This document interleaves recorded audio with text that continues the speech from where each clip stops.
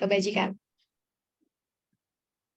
Alhamdulillah, marilah kita panjatkan puji syukur atas kehadirat Allah Subhanahu wa Ta'ala, Tuhan yang Maha Esa, karena atas berkah darinya lah kita semua bisa berkumpul di acara webinar pada malam hari ini. Selamat datang kami ucapkan kepada rekan-rekan yang telah bergabung di acara webinar dengan tema Perencanaan dan Pengembangan Karir SDM yang diselenggarakan oleh Fakultas Ekonomi dan Bisnis Universitas Pertiwi. Yang terhormat Dekan Fakultas Ekonomi dan Bisnis Universitas Pertiwi, Bapak Fauzobihi SPD MPD. Yang kami hormati Bapak Dr. Agung Surya Dwianto CHRP, selaku dosen FEB Universitas Paramadina, sekaligus narasumber kita pada malam hari ini. Serta para peserta webinar yang tidak dapat saya sebutkan namanya satu persatu, namun tanpa mengurangi rasa hormat saya dan semoga peserta webinar selalu sehat dimanapun berada. Baik teman-teman, sebelum memasuki acara, perkenankanlah saya untuk memperkenalkan diri terlebih dahulu. Nama saya Nurjana Rahmawati selaku MC yang akan memandu jalannya acara pada malam hari ini. Oke teman-teman, saya akan bacakan susunan acara pada malam hari ini. Pembukaan, menyanyikan lagu Indonesia Raya, sambutan dari Dekan Fakultas Ekonomi dan Bisnis, penyampaian materi dengan tema perencanaan dan pengembangan karir SDM, sesi tanya-jawab, doa penutup, dan foto bersama. Baik teman-teman, untuk memulai acara webinar pada malam hari ini, marilah kita awali dengan mengucapkan basmalah. Bismillahirrahmanirrahim. Selanjutnya, menyanyikan lagu Kebangsaan Indonesia Raya terlebih dahulu. Untuk para peserta webinar, dimohon agar tetap memastikan mikrofon dalam keadaan mati dan kamera dalam keadaan on, serta duduk pada posisi tegap. Baik, untuk operator dipersilahkan memutarkan lagu Indonesia Raya. Terima kasih.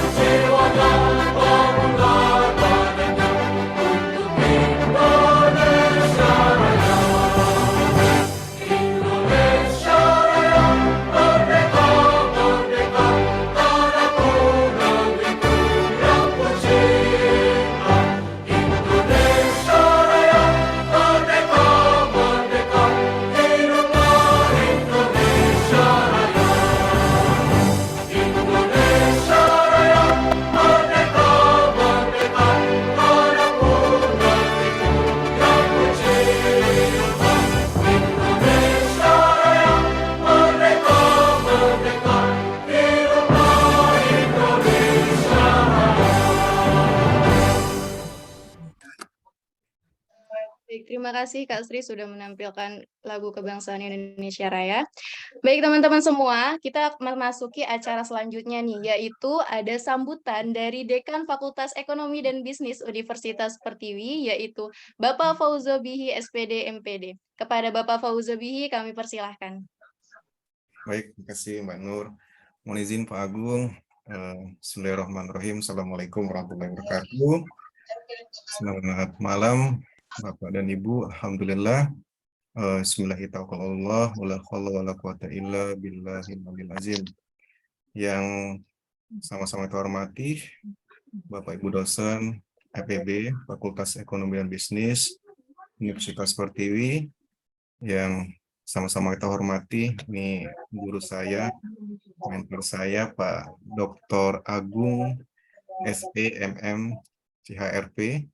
Beliau adalah seorang praktisi sekaligus akademisi, dan perlu diketahui juga teman-teman, untuk mahasiswa, Pak Dr. Agung ini adalah salah satu dosen di Umperti. Dulu beliau pernah mengajar di Umperti, sekarang sudah naik jabatan ya, Agung udah naik jabatan, jadi sudah beralih ke kampus lain seperti itu.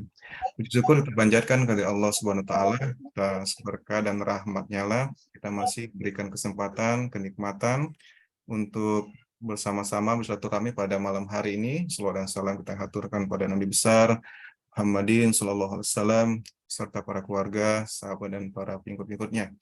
Bapak Ibu dan teman-teman mahasiswa yang saya hormati, jadi motivasi untuk melaksanakan webinar pada hari ini adalah untuk sharing knowledge ya, khususnya karena berhubung PIC webinar pada malam hari ini adalah teman-teman dari semester 4 ya, semester 4 karyawan, baik itu dari kampus Bekasi maupun kampus Silitan.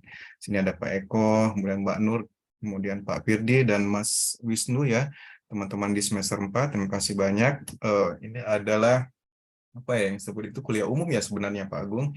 Ini ada kuliah umum tapi namanya webinar. Tak khawatirnya kalau kuliah umum nanti teman-teman mahasiswa yang tidak ada hubungan sama MSDM itu nggak mau hadir. Jadi kita lakukan atau melaksanakan kegiatan webinar pada malam hari ini. Nah teman-teman mahasiswa, ini Pak Agung ini sangat relate ya terkait dengan mata kuliah yang sekarang sedang diampu, yaitu MSDM 2. Tema yang diangkat pada malam hari ini adalah perencanaan dan pengembangan karir ya, pengembangan karir SDM. Nah, beliau adalah seorang praktisi ya, sudah tersertifikasi juga CARP, ini Certified Human Resource Professional. Jadi beliau bisa memberikan gambaran terkait dengan perencanaan karir maupun pengembangan SDM dalam perspektif manajemen sumber daya manusia. Nah, ini yang kita akan bicarakan nanti. Dan saya harapkan juga teman-teman mahasiswa nanti bisa interaktif, bisa sharing ya terkait dengan tema yang kita angkat pada malam hari ini. Mungkin itu saja dari saya, Pak Dr. Agung dan teman-teman mahasiswa. Selamat mengikuti webinar pada malam hari ini. Terima kasih banyak, lebih dan kurang saya maaf. Assalamualaikum warahmatullahi wabarakatuh. Waalaikumsalam warahmatullahi wabarakatuh. Terima kasih Pak Fauzobihi atas sambutannya. Teman-teman semua, sebelum memasuki acara inti, saya mau menginfokan bahwa nanti akan ada sesi absensi yang akan di-share link absensinya di kolom chat. Jadi teman-teman harus standby sampai di akhir acara ya. Oke, teman-teman semua, untuk acara selanjutnya yaitu adalah acara inti nih, penyampaian materi dengan tema perencanaan dan pengembangan karir SDM yang akan dipaparkan langsung oleh narasumber hebat kita pada malam hari ini. Tapi sebelum itu, saya akan serahkan kepada moderator kita, yaitu ada Bapak Eko Widodo untuk memandu acara inti ini. Kepada Bapak Eko Widodo, kami persilahkan.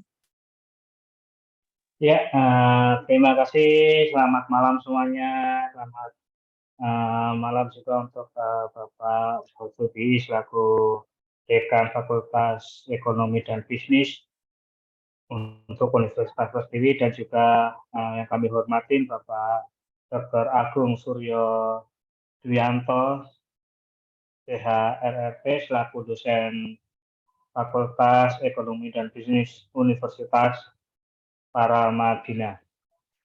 Pertama-tama malah kita ucapkan Bismillahirrahmanirrahim.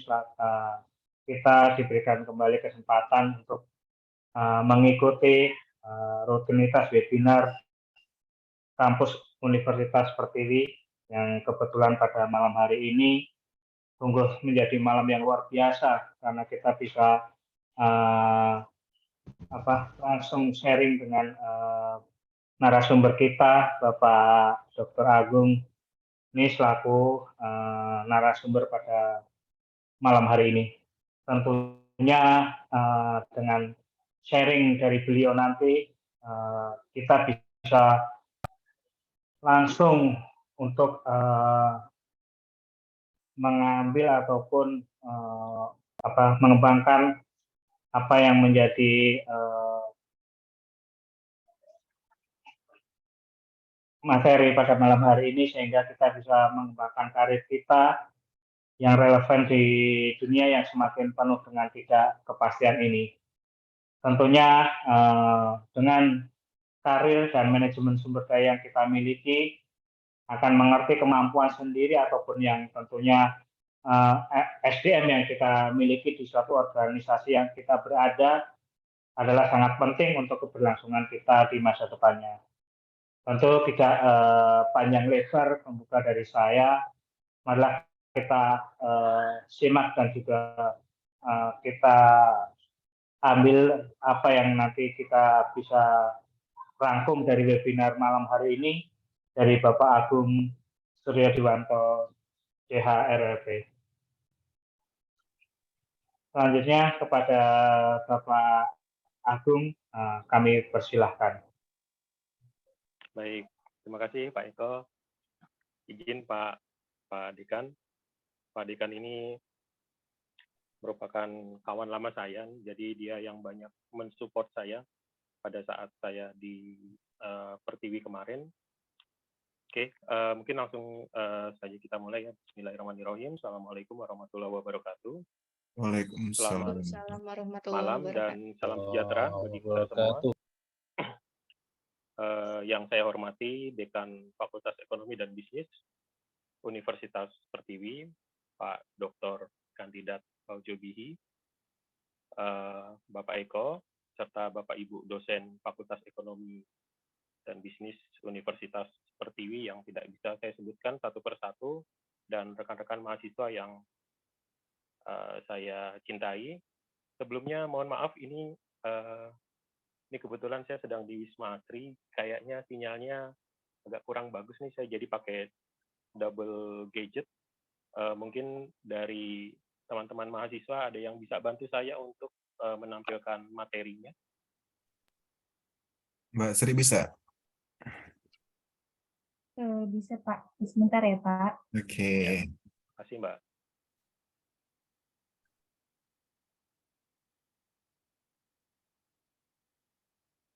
Oke, jadi sambil kita menunggu, mungkin sedikit informasi saja. Jadi sebenarnya materi yang kita akan tampilkan ini, jadi saya susun berdasarkan konsultasi juga saya dengan Pak Dekan. Jadi materi yang mau ditampilkan bagusnya seperti apa gitu.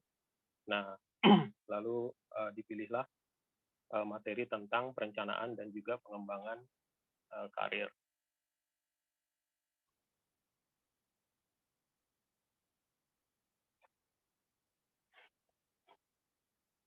Sebentar ya Pak, ditunggu Pak.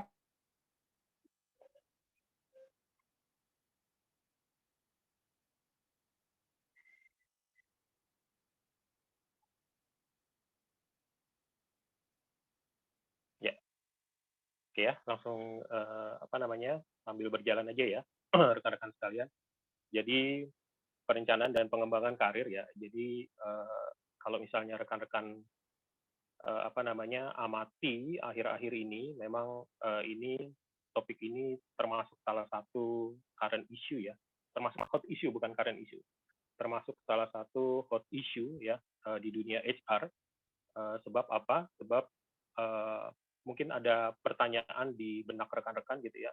Kan tadi seperti yang Pak Eko sudah sampaikan bahwa saat ini kita sedang masuk ke dunia, sedang menghadapi gitu ya, dunia yang penuh dengan ketidakpastian ya. Kita masuk ke era VUCA atau VUCA era, begitu seperti itu. Nah, lalu mobilitas karyawan gitu ya, untuk berpindah-pindah organisasi itu saat ini merupakan sebuah kelaziman. Nah, terus pertanyaan besar yang menggelayut di benak rekan-rekan mungkin emangnya masih perlu gitu ya, memangnya masih relevan ketika kita melakukan perencanaan dan juga pengembangan karir.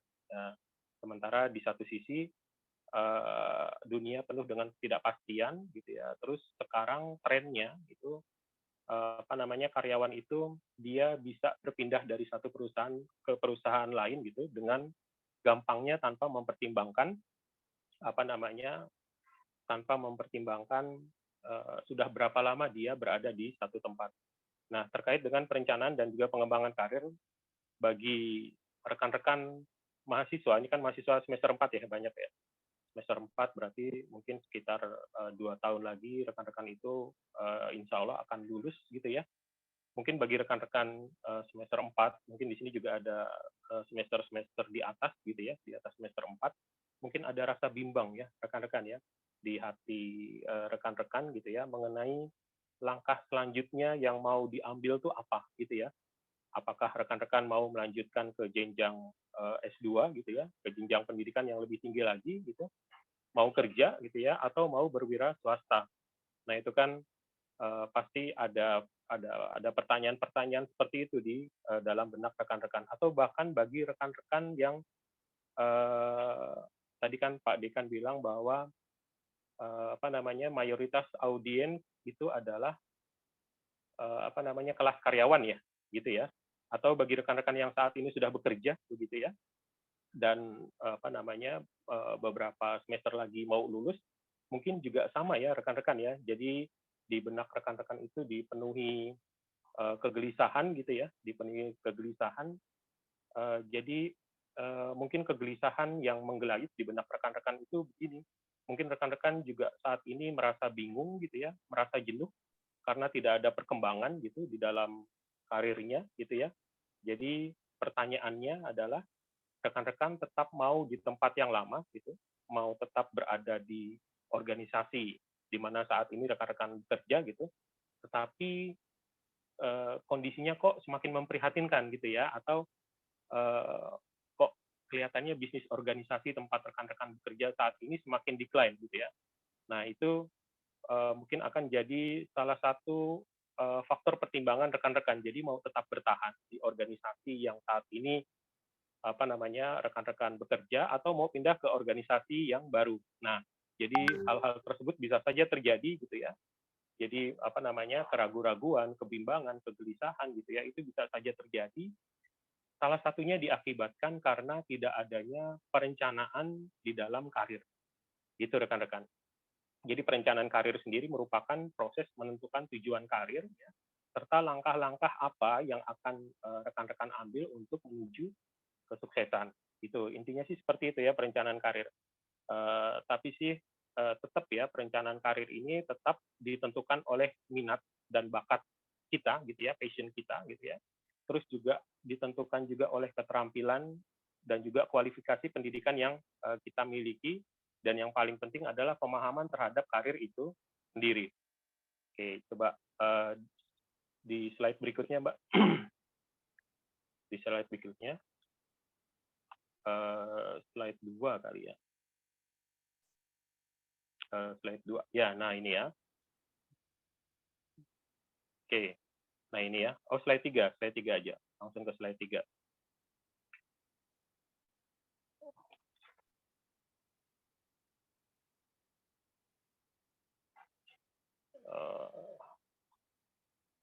Oh ini ya. Slide 3. Oke. Oke. Nah, ini pengertian dari karir itu apa gitu ya. Terus perencanaan karir dan juga pengembangan karir. Oke. Kalau ya, kita masuk ke slide 4. Nah, ini tadi sudah disinggung oleh Pak Eko bahwa saat ini kita sudah masuk ke era VUCA ya, sebuah era di mana era yang sedang kita jalani ini penuh dengan ketidakpastian gitu ya, penuh dengan ketidakpastian, terus volatilitasnya juga tinggi gitu ya, volatilitasnya tinggi, dan juga ketidakpastiannya juga semakin meningkat gitu ya.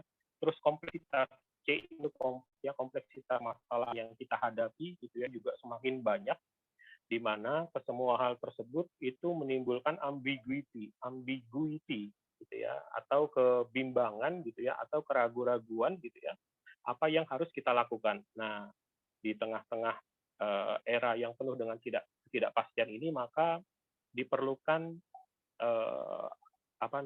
tingkat adaptasi yang tinggi dan juga tingkat kelincahan yang tinggi agar kita tetap dapat relevan dengan perkembangan yang sedang terjadi, gitu ya. Oke, silakan ke slide berikutnya, Mbak. Ke slide berikutnya. Oke, nah ini, di sini disebutkan bahwa kita tuh sebenarnya sedang mengalami transformasi ya, slide kelima.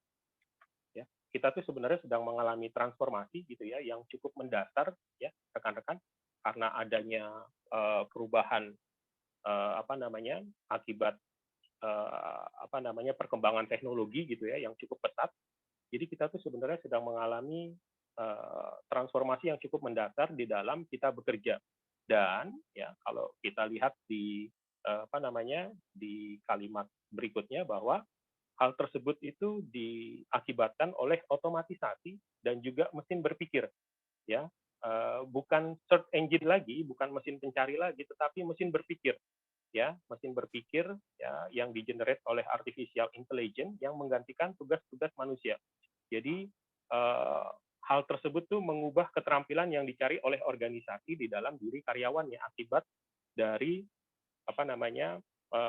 otomatisasi dan juga thinking mesin. Pasti rekan-rekan sudah pernah ya memakai thinking mesin ini ya. Salah satunya mungkin untuk tugas-tugas kuliah ya. Siapa di sini yang suka memanfaatkan atau menggunakan ChatGPT untuk untuk tugas-tugas kuliahnya? Nah, itu merupakan salah satu yang menyebabkan disruption ya, salah satu yang menyebabkan perubahan yang terjadi di dalam dunia kerja. Oke, slide berikutnya. Oke, di sini rekan-rekan bisa lihat ya. Jadi ini saya ambil dari survei yang dilakukan oleh PricewaterhouseCoopers ya. Jadi di sini PricewaterhouseCoopers itu melakukan penelitian di sepanjang tahun 2022 yang melibatkan 10.000 orang ya, 10.000 karyawan yang ada di Amerika Serikat sana. Jadi rekan-rekan bisa lihat ya, rekan-rekan bisa baca sendiri. Jadi lembaga survei PricewaterhouseCoopers gitu ya, itu di dalam penelitian yang dilakukan di sepanjang tahun 2022 terhadap hampir 10.000 orang, dan ini dipublish ya, ini dipublikasi di tahun 2023, itu dia tuh menyatakan begini. Jadi 37% responden ya, 37% responden dari 10.000 orang yang disurvei ya rekan-rekan. 37% responden dari 10.000 orang yang disurvei itu dia sebenarnya worry loh. Dia sebenarnya khawatir loh bahwa otomatisasi dapat membahayakan pekerjaan yang yang selama ini dia lakukan, yang selama ini dia kerjakan, gitu ya. Jadi 37 responden itu benar-benar khawatir ya dengan tingkat perkembangan otomatisasi dan juga artificial intelligence gitu ya yang berkembang begitu pesat gitu ya. Dan tingkat kekhawatiran yang dirasakan oleh orang-orang di Amerika Serikat tersebut itu levelnya naik ya, naik tadinya di 2014 cuma 33%, sekarang di 2022 itu meningkat hingga 37%. Oke. Lalu 74% responden, ya, rekan-rekan, 74% responden itu menyatakan ya udah deh, nggak apa-apa deh, saya belajar lagi deh gitu ya. Ya udah deh, saya nggak apa-apa deh dilatih lagi gitu ya, seperti itu. Jadi mereka itu khawatir mereka tidak dipakai lagi di masa yang akan datang gitu ya, di masa depan, karena akibat perubahan yang terjadi ini ya, akibat disruption yang terjadi ini. Jadi mereka itu bilang bahwa mereka itu siap untuk belajar keterampilan baru lagi gitu, hal-hal yang baru gitu. Jadi semua itu mereka lakukan. Jadi mereka rela untuk melakukan hal-hal yang baru lagi. Itu dilakukan ya semata-mata agar mereka tetap dapat terpakai, mereka dapat relevan dengan perubahan yang begitu cepat gitu ya, yang terjadi di masa yang akan datang. Begitu. Nah, terus 60% rekan-rekan, 60% responden itu berpikir bahwa nanti itu ke depannya itu cuma sedikit aja tuh orang-orang yang memiliki pekerjaan yang stabil gitu. Jadi ini tingkat kekhawatirannya sudah begitu mencemaskan ya. Jadi bahkan 60% itu pesimis nih. Kayaknya di masa yang akan datang mungkin beberapa tahun ke depan gitu ya. Mungkin pekerjaannya ya dibandingkan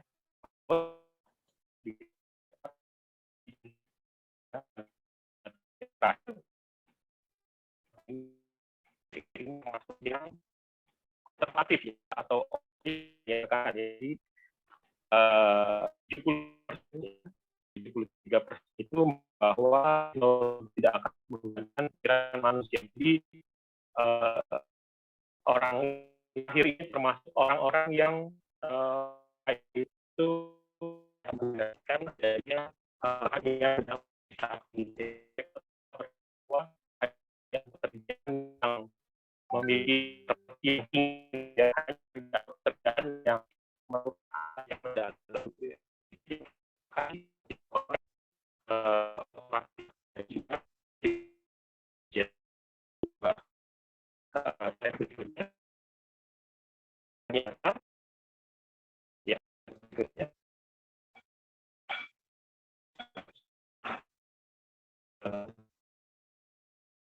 berikutnya apa yang jadi kita yang itu yang praktik ya 23% ini ya jadi kalau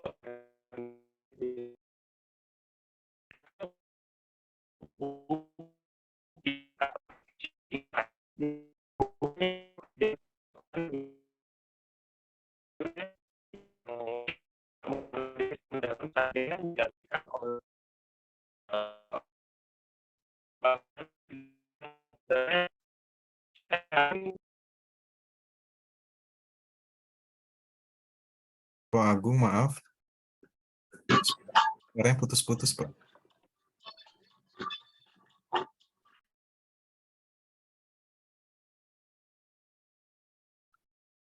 Iya, Pak.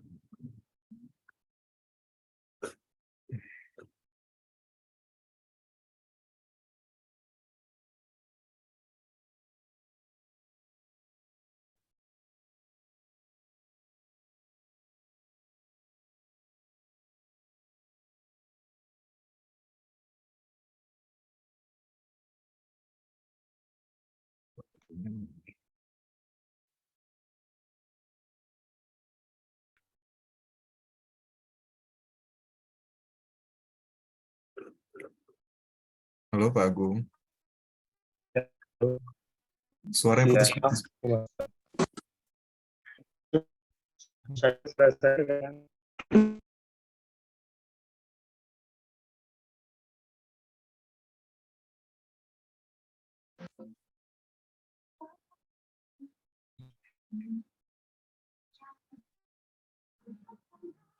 Pak Agung.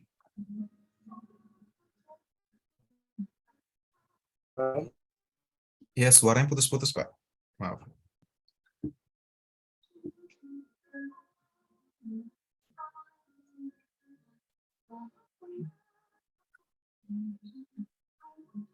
Ya, ada gangguan ya.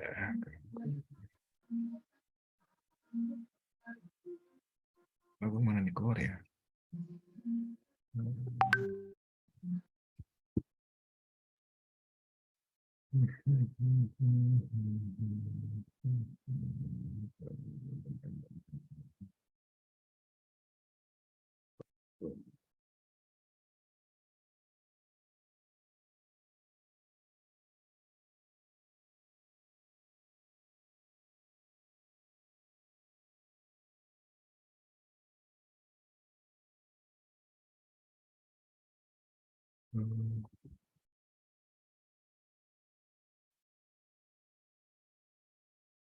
Ya, mungkin sambil menunggu Bapak Agung, mungkin dari Bapak Ogu ingin mengisi waktu yang ada Pak Ogu. Katanya beliau kelas ini Pak, keluar dari ini juga nih, dari Zoom-nya.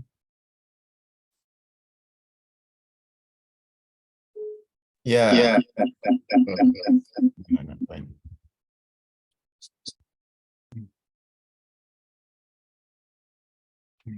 mohon maaf karena Pak Agung tadi. Oh, ini udah join ya? Ini Pak Agung udah join. Nah, oke.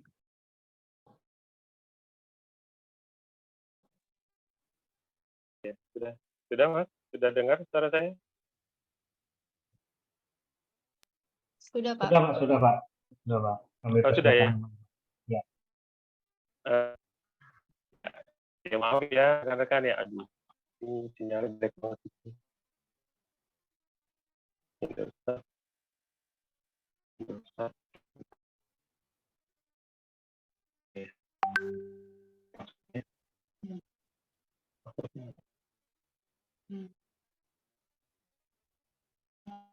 Oke. Dia langsung.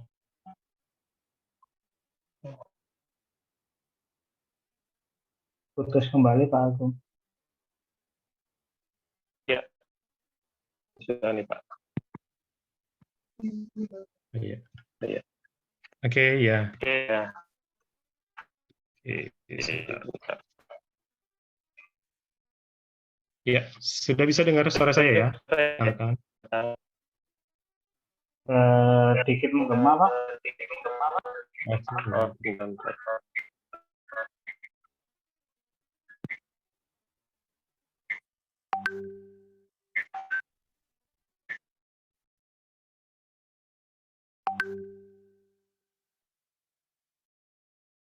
Ya. Sudah tidak menggema ya? Sudah, Pak. Sudah ya, tidak menggema ya. Oke.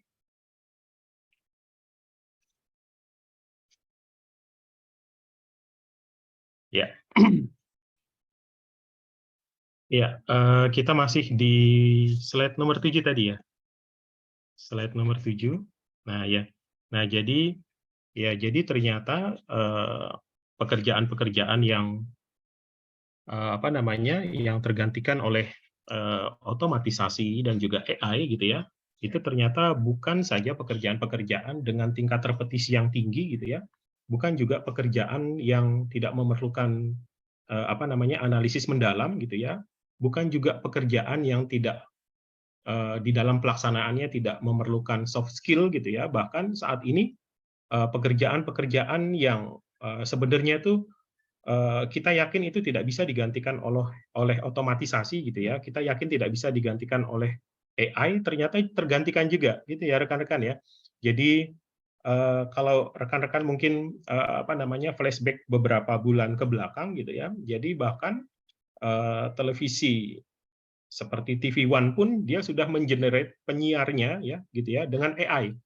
Memang sih dia masih kasar gitu ya, masih kasar apa namanya, mimik kakunya itu masih terlihat, tetapi seiring dengan berjalannya waktu, seiring dengan apa namanya, perbaikan-perbaikan yang dilakukan oleh tim IT-nya TV One, bukannya tidak mungkin ya nanti ke depannya itu seluruh penyiar yang ada apa namanya, yang ada di stasiun televisi itu akan digantikan oleh AI gitu ya.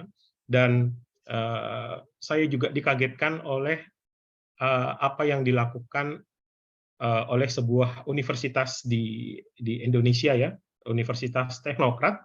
Jadi ternyata mereka juga mengenerate ya AI gitu ya untuk menjadi dosen gitu ya. Kemarin kebetulan saya sempat ada conference di salah satu kota di Thailand gitu ya. Jadi si apa namanya, si profesornya itu bilang pokoknya nggak usah khawatir, sebab apa namanya, untuk dosen itu mahasiswa tetap memerlukan human touch gitu ya. Jadi dosen yang tidak punya exposure gitu ya, itu pasti berbeda ketika dia menyampaikan materi kepada mahasiswa. Jadi walaupun apa namanya, sudah ada beberapa universitas yang menerapkan apa namanya, AI untuk menggantikan dosen ya, untuk mengajar gitu ya. Tetapi bukannya tidak mungkin nanti ke depannya gitu ya, dengan perbaikan-perbaikan yang dilakukan oleh tim IT universitas tersebut, lalu si AI-nya ini apa namanya, dimasuki oleh berbagai data gitu ya, sehingga seolah-olah si dosen AI ini punya exposure terkait dengan materi yang disampaikannya kepada mahasiswa. Dan yang paling mencengangkan, ternyata AI ini juga sudah masuk ke wilayah agama gitu ya.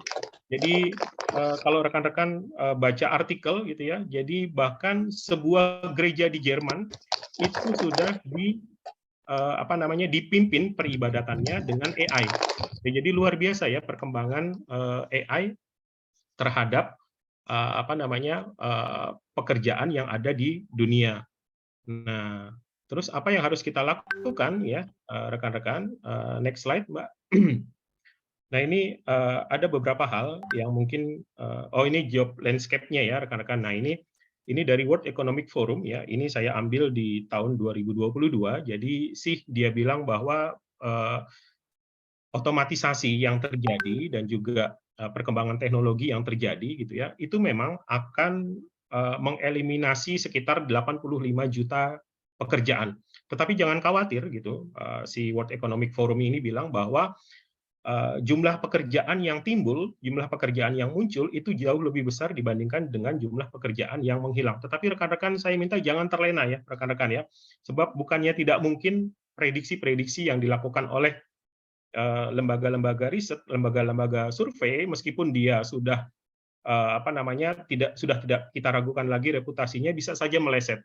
Nah, yang perlu kita lakukan adalah kita tetap harus prepare gitu ya, untuk mengantisipasi hal-hal yang tidak kita inginkan ke depannya gitu ya. Jadi kita harus tetap terus prepare ya. Salah satunya adalah dengan meningkatkan kualitas dan kualifikasi yang kita miliki. Oke, next slide, Mbak. Nah, ada beberapa hal yang mungkin bisa kita lakukan ya, rekan-rekan ya, supaya kita tetap dapat relevan dengan dengan perkembangan yang terjadi. Yang pertama adalah self assessment, knowing yourself. Jadi kurang lebihnya sih begini, rekan-rekan. Jadi kita harus bisa mengakses ya, kita harus bisa menilai diri kita sendiri gitu ya. Jadi sebenarnya kita itu bagusnya di bidang apa sih? Gitu ya. Kita itu bagusnya di bidang apa sih? Terus kira-kira kompetensi unggul yang ada di dalam diri kita itu terkait dengan hal apa sih gitu ya. Terus yang kurang itu kira-kira apa sih? Nah, itu mungkin salah satu assessment sederhana terhadap diri sendiri. Jadi intinya kita harus dapat melakukan refleksi ya rekan-rekan ya terhadap diri sendiri gitu ya. Saya itu kuatnya di mana gitu ya. Terus saya itu kurangnya di bagian apa gitu ya rekan-rekan ya. Terus sebenarnya saya itu passion-nya ada di bidang apa? Atau kita tuh merasa sangat enjoy ketika kita melakukan hal apa? Nah, itu salah satu refleksi yang bisa kita lakukan gitu ya dalam rangka untuk menyusun perencanaan karir kita ke depannya. Jadi dengan refleksi seperti itu gitu ya, itu sih diharapkan kita bisa memiliki pemahaman yang utuh gitu ya, pemahaman yang menyeluruh mengenai diri kita sendiri. Mungkin salah satu tools yang bisa rekan-rekan gitu ya, itu rekan-rekan bisa aja tuh rekan-rekan menggunakan analisis SWOT gitu ya untuk mengakses diri sendiri gitu ya. Jadi saya itu kuatnya di bidang apa sih ya? Saya itu unggulnya di bidang apa sih gitu ya? Terus kira-kira saya itu lemahnya di bidang apa sih? Terus apa yang harus saya tambahkan dengan kelemahan yang saya miliki tersebut gitu ya? Nah, itu seperti itu tuh mungkin bisa kita lakukan dengan tools tersebut. Terus ini cuma sekedar informasi saja ya rekan-rekan. Jadi ketika rekan-rekan, jadi SWOT ini sebenarnya bukan cuma bisa dilakukan untuk organisasi, bahkan sebenarnya untuk individu pun juga bisa. Tetapi ketika kita melakukan refleksi diri gitu ya, kita mengassess menilai diri kita dengan SWOT analysis, pastikan kita tidak berhenti hanya sekedar menginventarisir kekuatan, kelemahan, peluang, dan ancaman saja. Pastikan kita tidak berhenti hanya sekedar mengidentifikasi SWOT-nya saja. Tetapi setelah itu kita harus juga bisa merumuskan strategik inisiatifnya itu apa gitu. Jadi dengan kekuatan yang kita miliki gitu ya, terus ada peluang gitu. Nah, itu kira-kira apa yang bisa kita grab? Apa yang bisa kita raih gitu rekan-rekan. Lalu dengan kelemahan yang kita miliki gitu ya, terus ancamannya seperti itu. Nah, terus apa yang harus kita perbaiki? Apa yang harus kita tambah?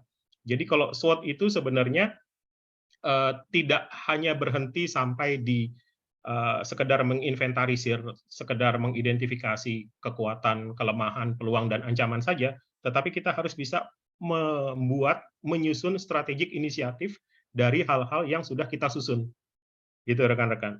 Jadi semakin banyak kita mampu menginventarisir, semakin banyak kita mampu mengidentifikasi kekuatan, kelemahan, peluang, ancaman, maka sebenarnya semakin banyak juga strategik inisiatif yang bisa kita buat. gitu.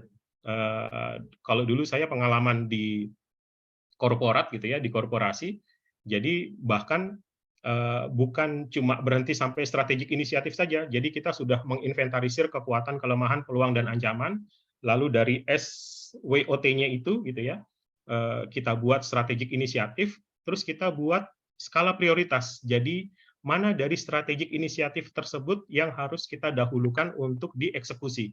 Nah, sampai seperti itu sebenarnya rekan-rekan. Nah, itu sebenarnya bisa kita pakai ketika kita membuat perencanaan karir terhadap terhadap individu, terhadap kita sendiri. Ya. Itu ya. Jadi yang pertama adalah self assessment ya. Jadi kita knowing yourself, kita refleksi tentang diri kita sendiri. Oke, next slide. Next slide-nya adalah exploring career option ya. Jadi maksudnya exploring career option itu ya, jadi kita harus bisa mengeksplorasi ya, kita harus bisa mencari tahu, kenali gitu ya, berbagai pilihan karir yang ada ya. Tetapi pilihan karirnya yang prospektif tentunya ya rekan-rekan ya.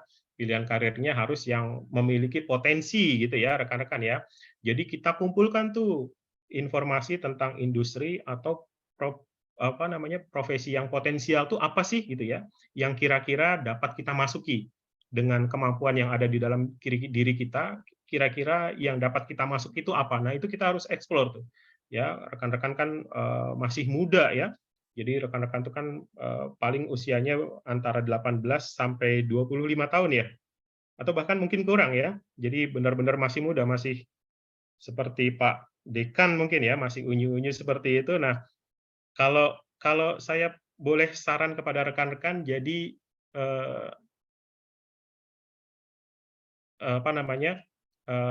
ketika masih muda ya, coba habiskan kuota kesalahan rekan-rekan, ya, karena rekan-rekan ini kan masih muda ya, perjalanannya masih panjang, habiskanlah kuota kesalahan.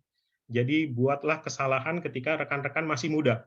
Sebab ketika rekan-rekan membuat kesalahan sewaktu masih muda, itu ketika rekan-rekan jatuh, ketika rekan-rekan gagal, karena rekan-rekan punya waktu yang masih panjang, relatif recovery-nya, pemulihannya itu bisa cepat tuh rekan-rekan. Gitu ya. Jadi saran saya rekan-rekan banyak explore deh tentang apapun gitu ya, banyak mencoba tentang apapun gitu ya, supaya rekan-rekan tahu kira-kira jenjang karir yang bisa saya masuki, yang kira-kira potensial untuk saya ke depannya itu seperti apa gitu ya.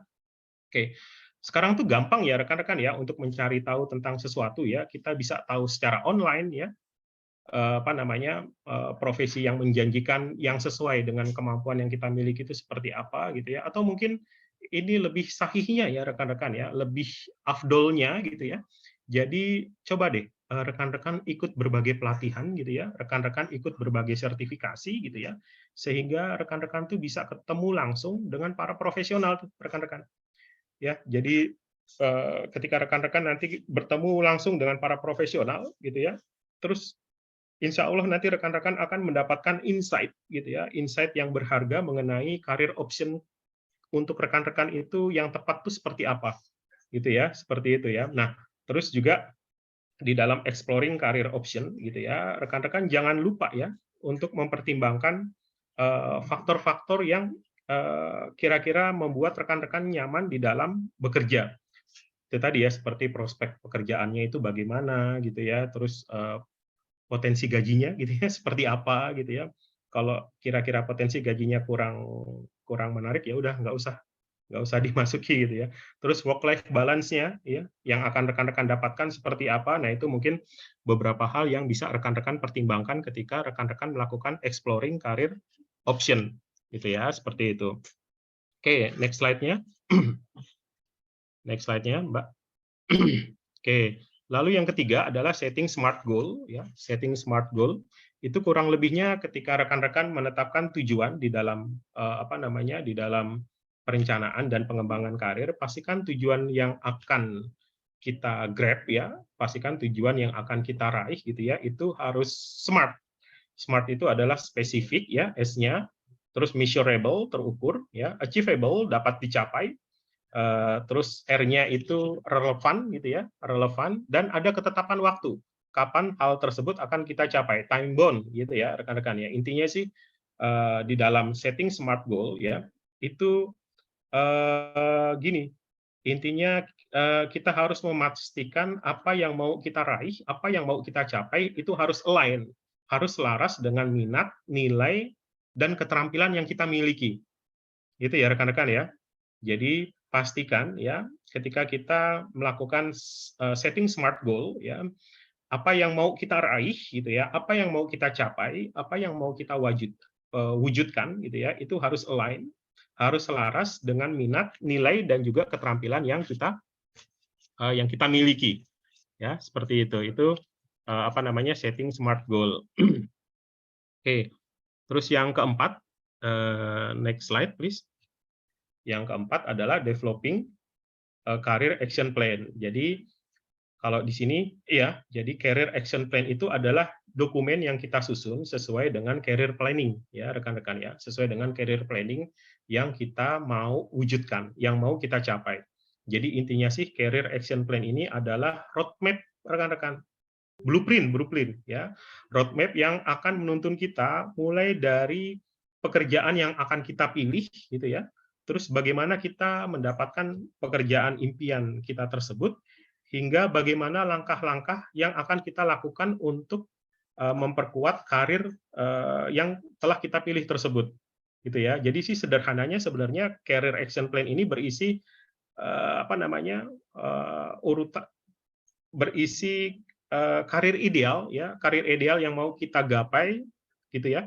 Dan apa sih langkah-langkah yang apa namanya perlu kita ambil, yang perlu kita lakukan untuk mewujudkannya gitu ya. Jadi namanya aja roadmap ya, namanya aja blueprint ya. Jadi dengan apa namanya membuat developing career action plan gitu ya, itu diharapkan akan menjadi panduan kita untuk mencapai jenjang karir yang mau kita capai, yang mau kita apa namanya, yang mau kita pilih gitu ya, seperti itu.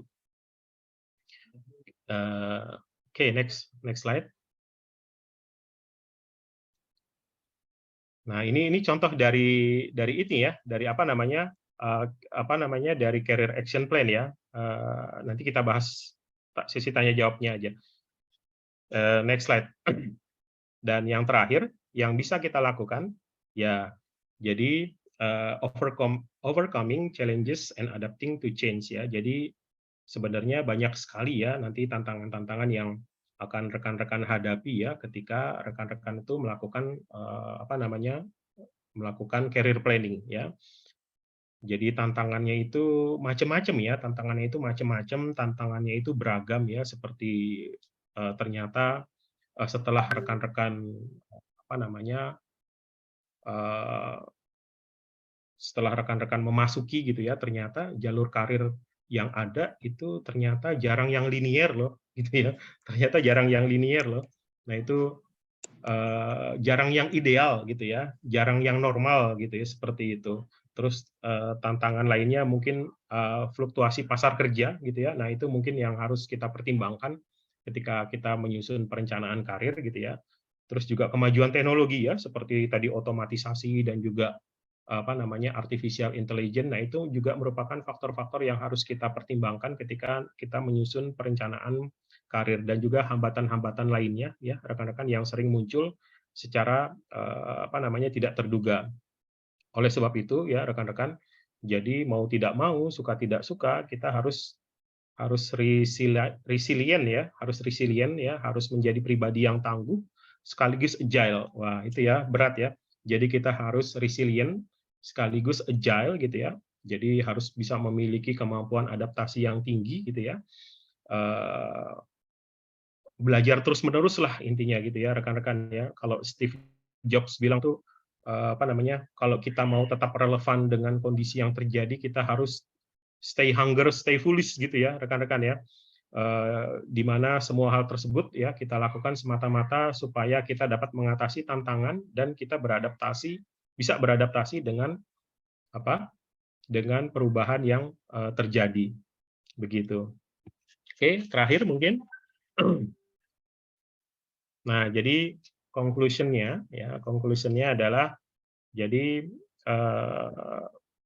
ya itu ya. Jadi perencanaan dan pengembangan karir itu harus kita lakukan ya, supaya kita tidak diliputi oleh rasa bimbang gitu ya, supaya ada time frame-nya rekan-rekan, supaya ada koridor-koridornya gitu ya, supaya ada guidance-nya gitu ya, supaya kita tetap dapat relevan ya di tengah dunia yang penuh dengan ketidakpastian itu tadi ya rekan-rekan ya. Dan beberapa hal yang bisa rekan-rekan lakukan ya sebagai generasi muda ya, supaya rekan-rekan tidak terombang-ambing, supaya rekan-rekan itu tidak apa namanya sih, tidak merasa putus asa gitu ya.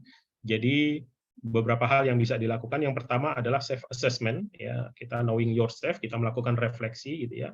Terus kita juga coba lakukan exploring career option ya. Exploring career option itu ya itu tadi ya, selama masih muda nggak apa-apa kita mencoba berbagai hal gitu ya, supaya kita bisa tahu sebenarnya tuh saya itu lebih sukanya tuh di bidang apa sih, supaya kita bisa tahu sebenarnya saya tuh passion-nya di bidang apa sih gitu ya.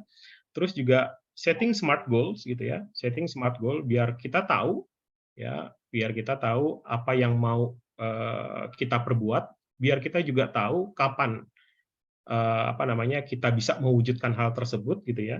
Terus yang terakhir developing career action plan, ini sih sebenarnya lebih ke supaya kita tuh ada panduan aja ya rekan-rekan ya, ketika kita melakukan perencanaan karir. Dan yang kelima, yang terakhir adalah overcoming challenges and adapting to change ya. Jadi pastikan kita sudah apa sih namanya, sudah melakukan antisipasi ya, sudah punya rencana mitigasi, sudah punya plan B gitu ya. Ketika apa yang kita rencanakan tidak sesuai gitu ya, ketika apa yang kita rencanakan ternyata tidak menjadi kenyataan, kita punya rencana alternatif. Kita bisa mengatasi tantangan ataupun hambatan yang ada di depan kita. Dan yang terakhir adalah itu tadi ya, sebisa mungkin kita harus adapt ya, adapting terhadap perubahan yang terjadi ya, agar kita tetap dapat relevan dengan kondisi perubahan yang terjadi. Mungkin itu yang bisa saya sampaikan. Saya kembalikan ke moderator. Ya, terima kasih Bapak Agung dan juga rekan-rekan semua mahasiswa mahasiswi universitas seperti ini yang tentunya malam hari ini adalah malam yang luar biasa, dan seharian mungkin teman-teman semua bertanggung jawab untuk mengenai pekerjaan masing-masing, namun juga semangat malam hari ini untuk selalu mengikuti webinar, menambah wawasan dan juga pengetahuan kita, mengasah skill kita sehingga kita merasa haus untuk selalu menerima ilmu-ilmu dari tentunya dari Bapak Agung pada malam hari ini. Dan juga untuk ini tidak terlepas bahwa kita sebagai generasi-generasi muda tentunya harus menyiapkan preparation karir kita agar kita selalu bisa menjadi pemenang di dunia yang semakin tidak memiliki kepastian nanti, di mana kita harus berjuang melawan kita bersaing dengan otomatisasi di dunia pekerjaan nantinya. Selanjutnya mungkin teman-teman semua ingin tanya jawab tentang materi malam hari ini kepada teman-teman semua. Kami persilahkan, dan mungkin kita batasin ya Pak pertanyaan pada malam hari ini mungkin 5 pertanyaan. Gimana Pak Mbak itu Mbak Nusena, masih ada waktu? Kita buka 3 pertanyaan dulu, kalau waktunya masih ada, kita buka kembali sesi berikutnya gitu ya, Pak? Siap, Mbak Nusena.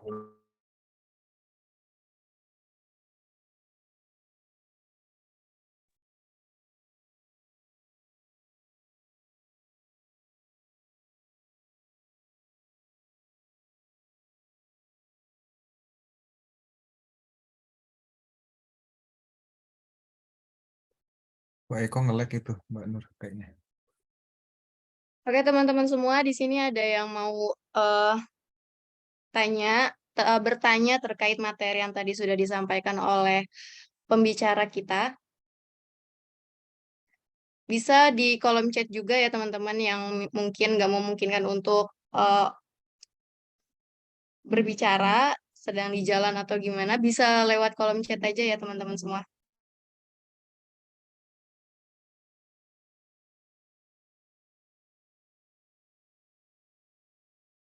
Tuh ada Pak Firdi mau nanya tuh. Oke, silakan Pak Firdi. Baik, Mbak Nurjana, terima kasih waktunya.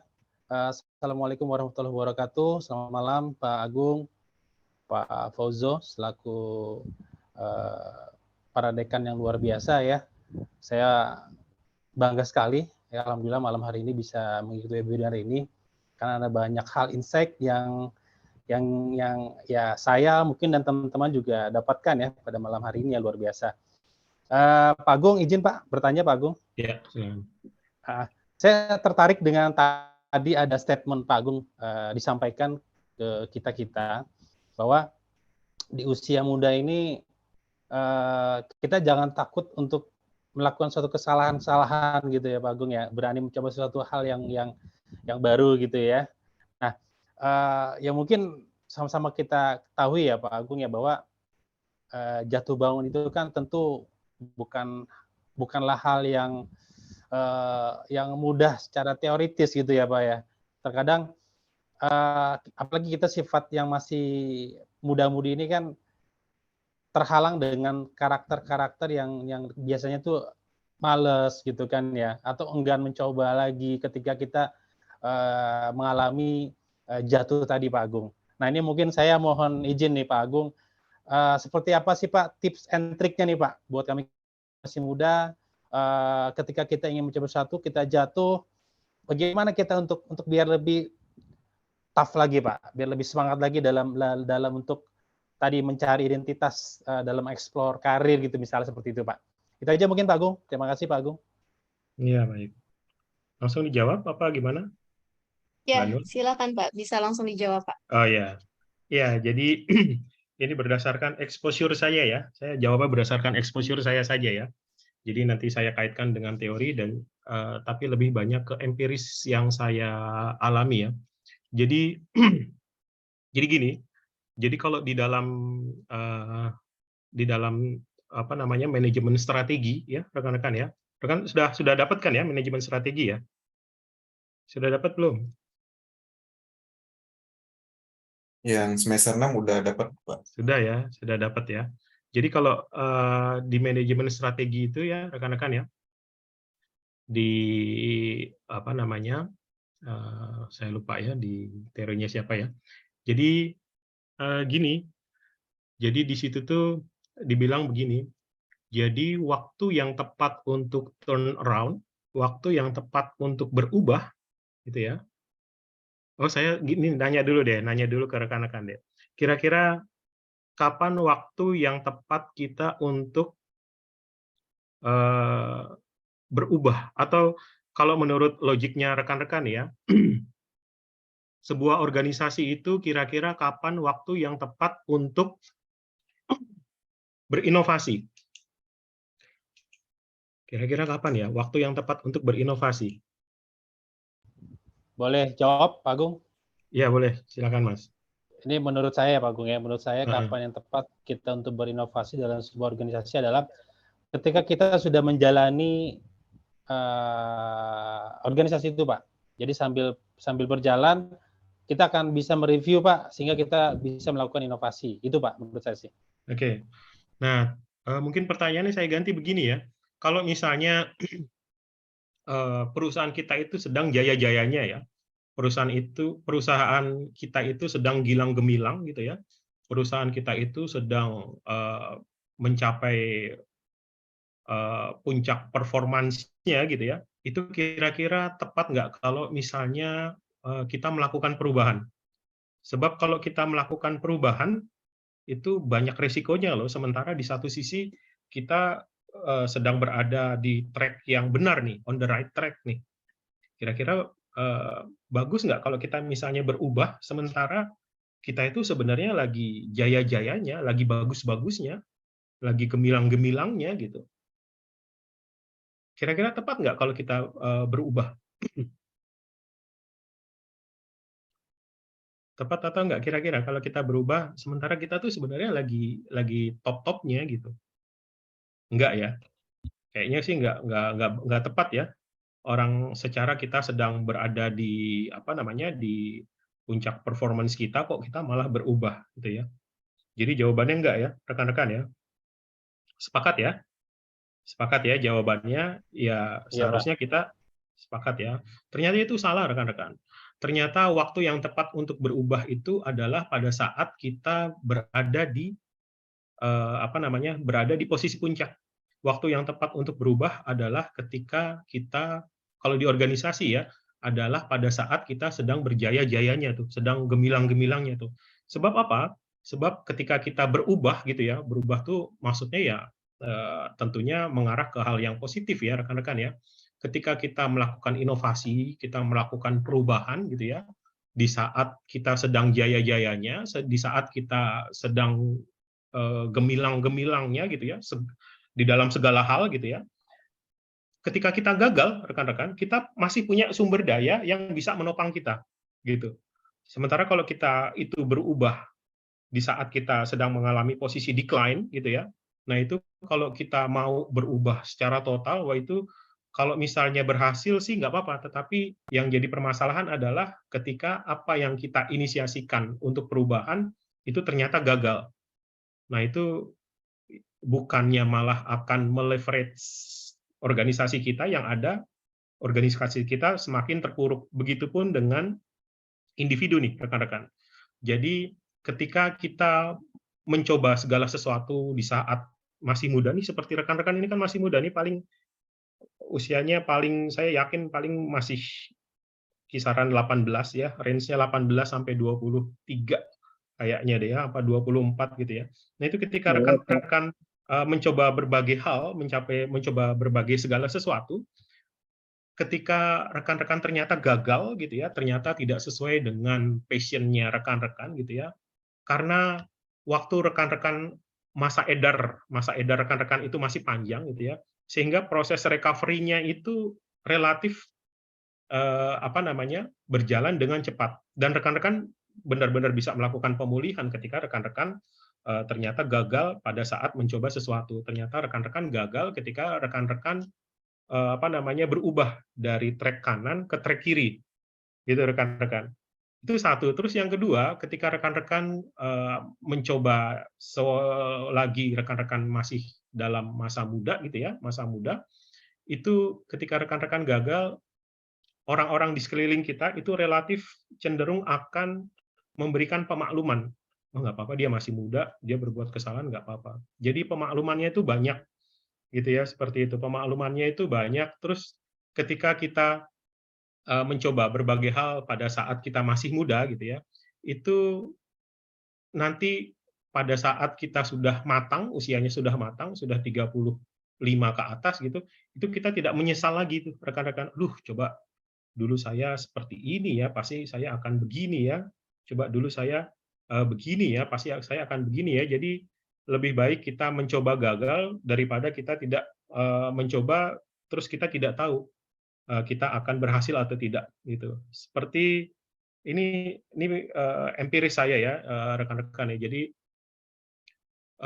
setiap kali saya pindah pekerjaan ya rekan-rekan, setiap kali saya pindah organisasi dari satu organisasi ke organisasi yang lain, itu relatif saya itu sebenarnya sedang menuju ke atas tuh rekan-rekan. Saya sedang menuju ke atas gitu ya. Terus ketika sedang menuju ke atas itu gitu ya, perjalanannya itu sebenarnya saya itu sedang mendaki tuh rekan-rekan. Nah itu saya biasanya keluar dari zona itu tuh rekan-rekan. Jadi begini, saya punya prinsip begini, jadi kalau misalnya ternyata yang saya coba itu tidak berhasil, saya bisa kembali lagi ke organisasi tempat saya bekerja saat ini gitu. Sementara kalau misalnya kita berubahnya itu di saat kita apa namanya mengalami performa yang menurun gitu ya, terus kita mau berubah gitu ya. Nah, itu tadi rekan-rekan, itu relatif recovery-nya itu berlangsung, recovery-nya itu bisa dibilang tuh sangat sulit gitu, rekan-rekan. Seperti itu sih. Jadi kalau saya pernah baca buku ya, jadi pokoknya selagi masih muda, pokoknya habiskan deh seluruh kuota kesalahan yang mungkin akan rekan-rekan lakukan pada saat rekan-rekan tua. Tetapi juga ketika saya bilang jangan takut melakukan kesalahan, itu maksud saya ke hal-hal yang positif ya, bukan terus, wah ini berarti boleh dong ya saya narkoba ya, atau wah ini boleh dong ya saya tawuran ya, oh, enggak seperti itu. Maksudnya saya dulu sering diskusi dengan Pak Dekan ya, jadi mengenai apa yang harus kita lakukan di dalam career planning itu seperti apa gitu ya. Nah itu saya juga banyak terinspirasi dan mendapatkan insight tuh dari Pak Dekan, Pak Faujo gitu, seperti itu. Jadi seperti itu rekan-rekan. Jadi pokoknya selama rekan-rekan masih muda jangan takut deh untuk mencoba segala hal ya, untuk mencoba berbagai macam hal supaya kita tahu sebenarnya ini kalau kita kaitkan kembali, kalau kita kembali lagi ke materi yang sedang kita diskusikan ya, supaya kita tahu sebenarnya passion saya itu ada di mana sih gitu ya. Jadi sebelum saya jadi dosen itu saya 14 tahun ada di sebuah korporasi di salah satu perusahaan milik negara ya, badan usaha milik negara gitu ya. Jadi sih memang perusahaannya decline, tetapi waktu itu posisi saya sedang naik-naiknya gitu ya rekan-rekan. Jadi itu saya keluar beberapa tahun gitu ya setelah saya diklatkan diklat PIM, diklat pimpinan gitu. Jadi ketika saya melihat oh ini kayaknya kok udah sunset industry gitu ya, kayaknya semakin tahun semakin decline aja nih performanya, maka saya memutuskan untuk turn around, untuk banting setir ke ke bidang yang sama sekali berbeda, yaitu di dunia pendidikan. Meskipun ketika rekan-rekan mau melakukan turn around, ketika rekan-rekan mau mencoba segala sesuatu, itu juga terus nggak ngasal gitu aja ya, tetapi harus ada kalkulasi yang matang, gitu ya. Jadi kira-kira dengan kemampuan dan kualifikasi yang saya miliki, kira-kira saya bisa survive atau enggak. Nah itu tetap harus ada pertimbangan ya, nggak terus asal-asalan udahlah saya keluar deh, saya resign ya, nggak seperti itu juga ya rekan-rekan. Jadi harus punya kalkulasi yang matang, begitu maksudnya Mas. Jadi jangan sampai menyesal nanti sudah usia 35 baru kepikiran untuk, atau usia 40 baru kepikiran untuk kayaknya nggak cocok nih gitu ya. Wah itu nanti kalau berhasil, kalau gagal itu recovery-nya tuh sulit banget. Tapi kalau rekan-rekan masih muda, waktunya masih panjang gitu ya, kalau gagal ya sudah nothing tulus aja. Kita mulai lagi dari nol. Itu seperti itu. Jadi selama masih muda, pokoknya habiskan kuota kesalahan yang diberikan oleh Tuhan gitu ya, sehingga nanti ketika kita sudah mature, sudah matang gitu ya, kita sudah bisa lebih bijak tuh rekan-rekan. Begitu Mas Firdiansyah mungkin. Siap Pak Agung. Lanjut Pak, terima kasih insight-nya. Artinya kesalahan-kesalahan itu yang lebih ke arah positif ya Pak ya. Oh iyalah, kesalahan terus jangan. Sama kita harus berani keluar dari zona nyaman lah Pak. Bisa dibilang kayak gitu juga ya Pak ya. Sebenarnya sih salah ya kalau kita keluar dari zona nyaman ya, nggak ada yang mau. Oh salah ya Pak ya. Sebenarnya ketika dia bilang saya mau keluar dari zona nyaman, sebenarnya dia itu sedang berada di zona yang tidak nyaman gitu ya. Dia sedang berada di zona yang tidak nyaman. Tidak nyaman dalam artian begini, dalam artian kok kondisinya kayak begini-begini aja gitu ya. Terus kok kayaknya kalau kita komparasi dengan orang lain yang memiliki posisi yang sama di perusahaan yang memiliki usaha yang sejenis, saya relatif tidak lebih baik daripada dia gitu ya. Itu kan sebenarnya di zona kita tidak nyaman tuh Mas. Kalau kita zonanya nyaman, saya yakin tidak akan ada orang yang mau keluar dari zona nyaman. Jadi ketika dia bilang saya mau keluar dari zona nyaman, itu tuh dia sudah dalam tahap fatigue ya. Dia sudah dalam tahap jenuh banget gitu ya. Ini kok kondisinya kok begini-begini aja, kok relatif tidak ada sama sekali perubahan gitu ya. Nah, itu waktu yang tepat bagi kita untuk mengambil keputusan tuh rekan-rekan. Tetapi saya saya sarankan lagi kepada rekan-rekan, ketika rekan-rekan mau mengambil keputusan untuk melakukan turnaround, pastikan kalkulasinya benar-benar matang ya rekan-rekan ya, jangan asal-asalan ya. Jadi saya punya beberapa teman yang apa namanya, yang yang kerja di perbankan gitu ya rekan-rekannya, posisinya juga sudah cukup oke gitu ya. Nah ini enggak, ini saya cuma cerita aja ya.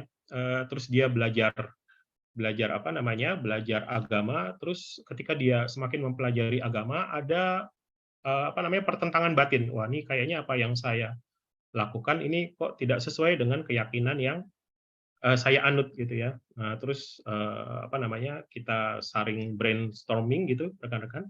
Terus dia mau mengikuti jejak saya. Saya bilang nggak semudah itu.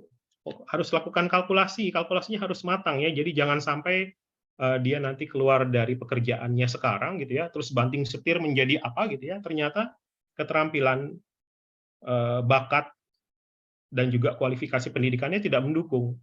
Alih-alih dia akan berhasil, yang ada malah nanti dia akan apa namanya, akan kesulitan tuh dalam recovery-nya gitu, seperti itu. Tetap kalkulasinya harus matang ya, rekan-rekan ya. Apalagi kita kan sebagai seorang cendekiawan ya, sebagai seorang ilmuwan, jadi segala sesuatunya itu harus memiliki basis yang kuat ya rekan-rekan ya. Basisnya itu harus kuat.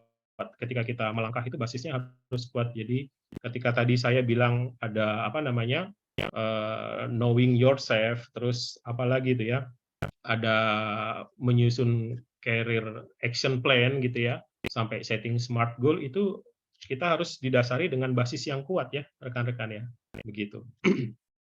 Itu yang membedakan kita dengan mereka yang tidak di pendidikan tinggi ya. Kalau kita itu kan harus berpikirnya, harus bertindaknya itu sistematis. Seperti itu mungkin Mas Firdi. Siap Pak Agung, terima kasih Pak Agung. Iya Mas. Ya, terima kasih Pak Agung dan juga Mas Firdiansyah untuk pertanyaannya. Mohon maaf tadi sempat laptopnya nyungsep ini sih laptop saya, jadi terputus. Udah pertanyaan keberapa Mbak Nurjanah ini tadi Pak? Baru satu pertanyaan, Pak. Oke, lihat di antrian. Selanjutnya, monggo silakan Pak Taufik untuk pertanyaannya. Baik, Assalamualaikum warahmatullahi wabarakatuh. Waalaikumsalam warahmatullahi wabarakatuh.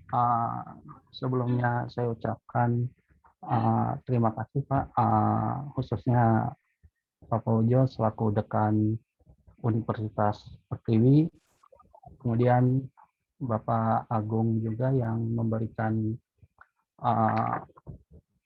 pemaparan sehingga kita bisa mencerna ilmu yang telah diberikan Pak Agung sendiri. Kemudian selamat malam juga kepada teman-teman semua yang mengikuti webinar di malam ini. Saya izin bertanya Pak Agung, berbicara mengenai pengembangan karir Pak. Tentunya pengembangan karir itu angan-angan semua orang, bagaimana karir tersebut bisa tercapai dan bisa sukses sampai tujuannya terpenuhi. Namun di sisi lain, seperti yang Bapak paparkan tadi, banyak juga kendala-kendala atau faktor-faktor yang menghambat terjadinya pengembangan karir. Tentunya salah satunya dari faktor individu sendiri, Pak.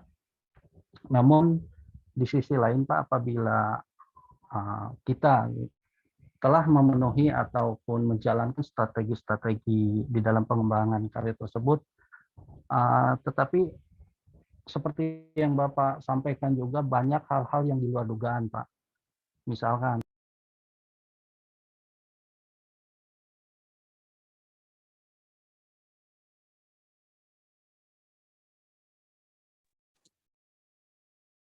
di dalam organisasi tersebut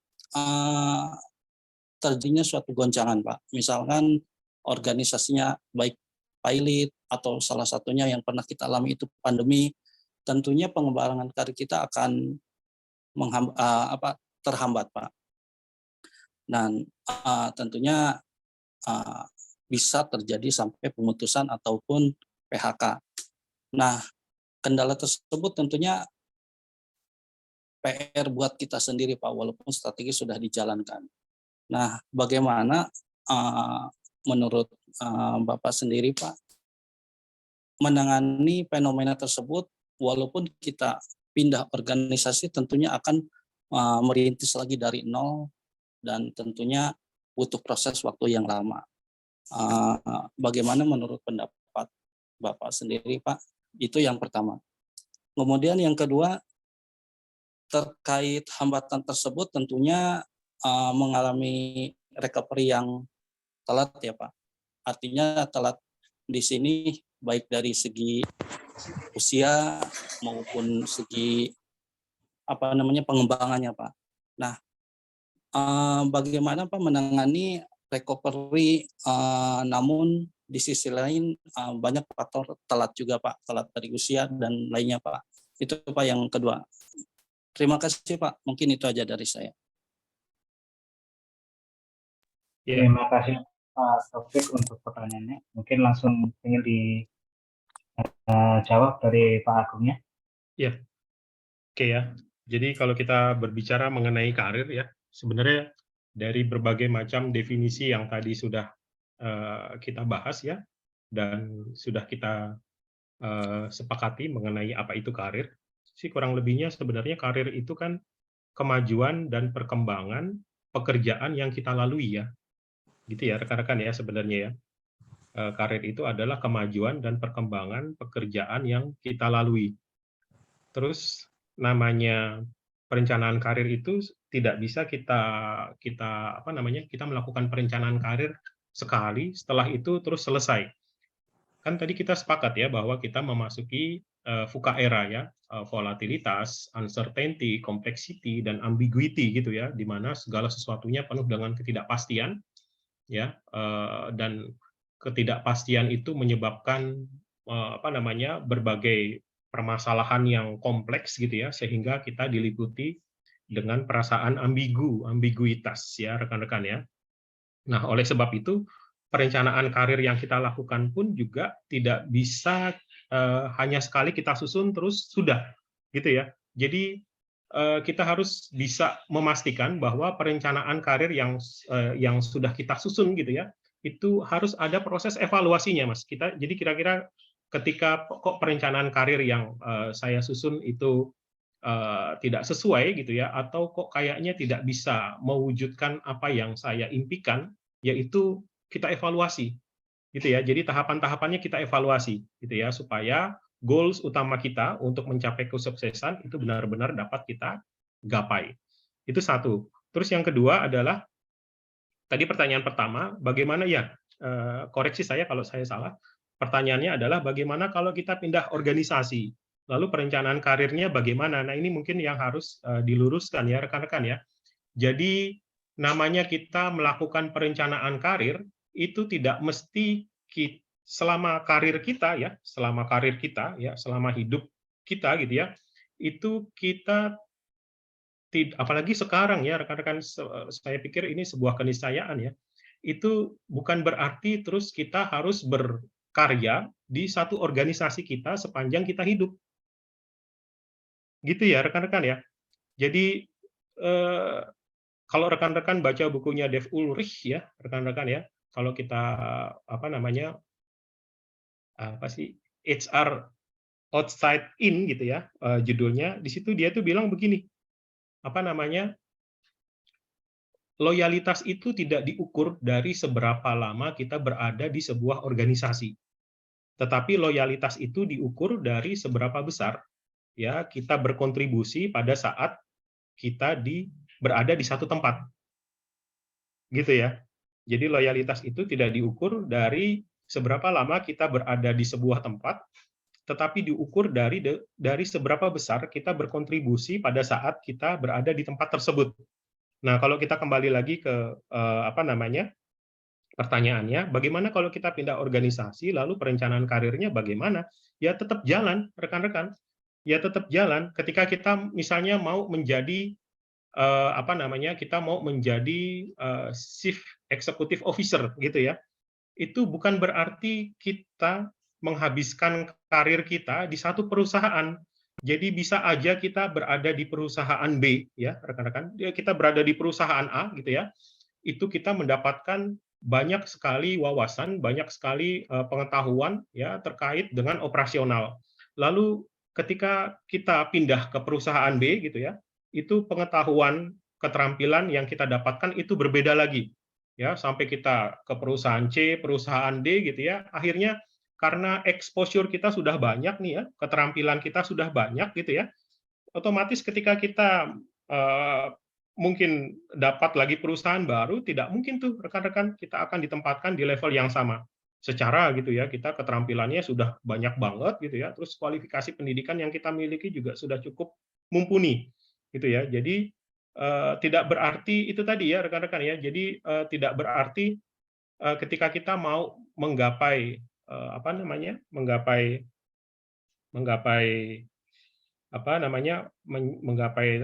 top eksekutif gitu ya, menjadi top eksekutif sebuah perusahaan gitu ya, itu bisa saja kita mendapatkannya di perusahaan D gitu ya, dengan ilmu-ilmu yang kita dapatkan di perusahaan A, B, C, D gitu, seperti itu. Kita menjadi top eksekutifnya di perusahaan E, tetapi kita mendapat ilmunya di perusahaan A, B, C, D gitu, seperti itu rekan-rekan. Contohnya begini. Jadi ya, contohnya mungkin di sepak bola ya. Jadi ada pemain yang menginginkan ya bisa juara Liga Champion gitu ya. Jadi dia punya exposure, punya pengalaman pertama-tama di klub-klub kecil dulu nih, di klub-klub mediocre dulu nih, di klub-klub gurem dulu nih, gitu ya. Jadi terus karena dia punya keterampilan yang oke gitu ya, terus maka klub yang lebih besar dari klub sebelumnya itu melirik dia gitu ya, terus meminta dia untuk menjadi pemain di klubnya tersebut. Nah, terus dia semakin ini dong ya, pengalamannya semakin banyak gitu ya, semakin terakumulasi gitu ya. Permainannya juga semakin baik gitu ya, sehingga klub besar tertarik untuk merekrut dia. Nah, sampai akhirnya di klub besar itulah dia bisa menjadi juara Liga Champion. Gitu, seperti itu rekan-rekan. Atau mungkin kalau misalnya saya analogikan lagi, misalnya di dunia pendidikan. Jadi seorang dosen itu kan, seluruh dosen yang ada di Indonesia, itu kan cita-citanya bisa menjadi guru besar. Nah, itu selama dia mengumpulkan berbagai ya, jadi pengetahuan keterampilan itu tidak harus ya dia dapatkan di satu universitas, gitu rekan-rekan. Jadi selama dia berada di universitas A, dia belajar gitu ya, dia belajar, pengalamannya diperbanyak gitu ya, lalu dia mendapatkan kenaikan pangkat gitu ya, terus karena pangkatnya sudah tinggi gitu ya, maka terus banyak universitas lain yang melirik dia untuk meminta dia terus untuk bergabung dengan universitas yang besar tersebut. Nah, di universitas besar itu nanti dia akan mendapatkan gelar guru besar, seperti itu. Jadi namanya jenjang karir gitu ya, itu tidak harus kita habiskan di satu perusahaan saja gitu. Jadi ketika kita mau menjadi seorang pimpinan perusahaan ya, bukan berarti terus ketika kita pindah ke perusahaan yang baru kita dari nol lagi. Kalau misalnya exposure kita bagus gitu ya, keterampilan, bakat, kualifikasi pendidikan kita oke gitu ya, itu bukan tidak mungkin ketika kita pindah ke perusahaan yang baru gitu ya, itu posisi kita tidak dari nol lagi, tetapi kita posisinya itu menyambung dengan posisi di perusahaan yang lama gitu, atau bahkan lebih tinggi gitu rekan-rekan dibandingkan dengan posisi kita di perusahaan yang lama. Gitu, seperti itu. Seperti itu Mas Taufik. Seperti itu Mas Taufik. Nah, terus kalau misalnya gagal gimana, recovery-nya gimana? Nah, pastikan makanya itu. Jadi ketika kita mau melakukan sesuatu, pastikan kita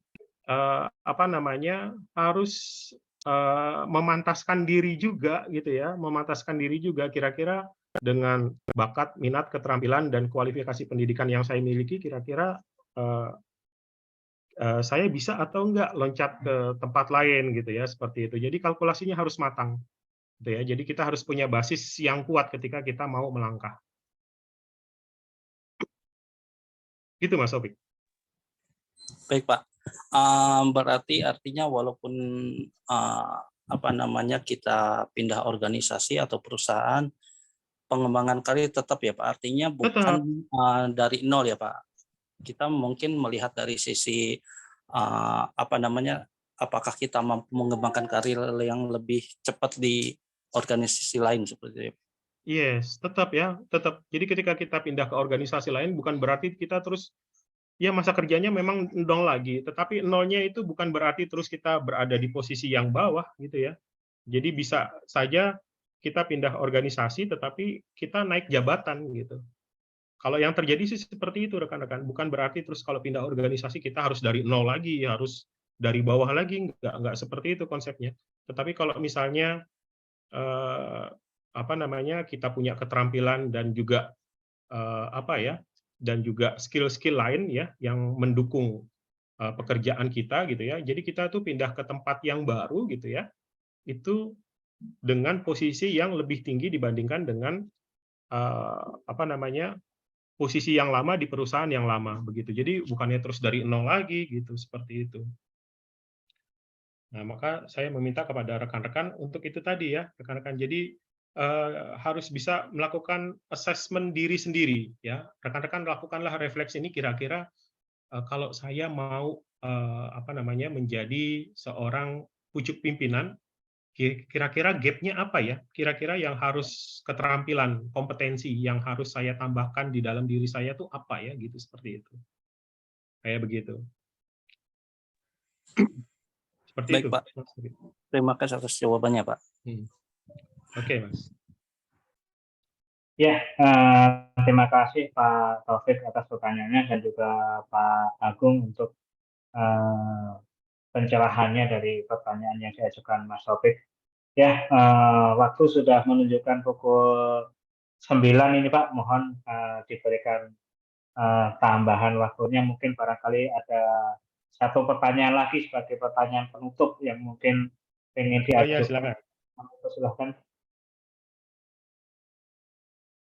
Mas Faldil Rido, kami persilakan Mas. Oh, masih ada Mbak Tika Cynthia juga. Bagaimana Pak? Masih ada 2 pertanyaan kembali Pak. Pak Agung, apakah mau berkenan untuk dijawab semuanya dari 2 peserta tadi Pak? Ya. Oke, siap. Ya, Mas Fadil Rido, kami persilakan Mas Fadil. Baik, terima kasih Pak Eko. Izin bertanya, saya ingin bertanya, bagaimana cara menilai keberhasilan program pengembangan karir yang telah diimplementasikan di organisasi? Terus, apa aja sih indikator kinerja utama yang digunakan untuk mengukur dampaknya? Itu aja Pak, terima kasih.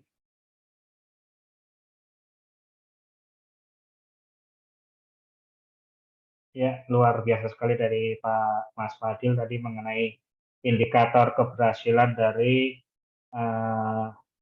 perencanaan pengembangan karir begitu ya Mas Fadil. Pak Agung mungkin ingin langsung dijawab Pak. Ya, jadi bagaimana cara mengukur bahwa perencanaan karir yang kita susun itu berhasil ya? Ini pasti masing-masing orang berbeda-beda ya.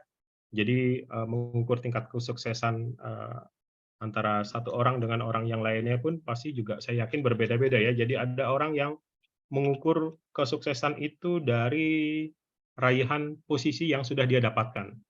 Atau mungkin ada orang itu ya yang mengukur perencanaan karir yang sukses itu apabila dia sudah berhasil mengumpulkan pundi-pundi materi sebanyak mungkin begitu ya. Atau bahkan ada juga orang itu yang mengukur ya bahwa perencanaan karir yang sukses itu gitu ya, itu ketika dia memiliki manfaat bagi banyak orang.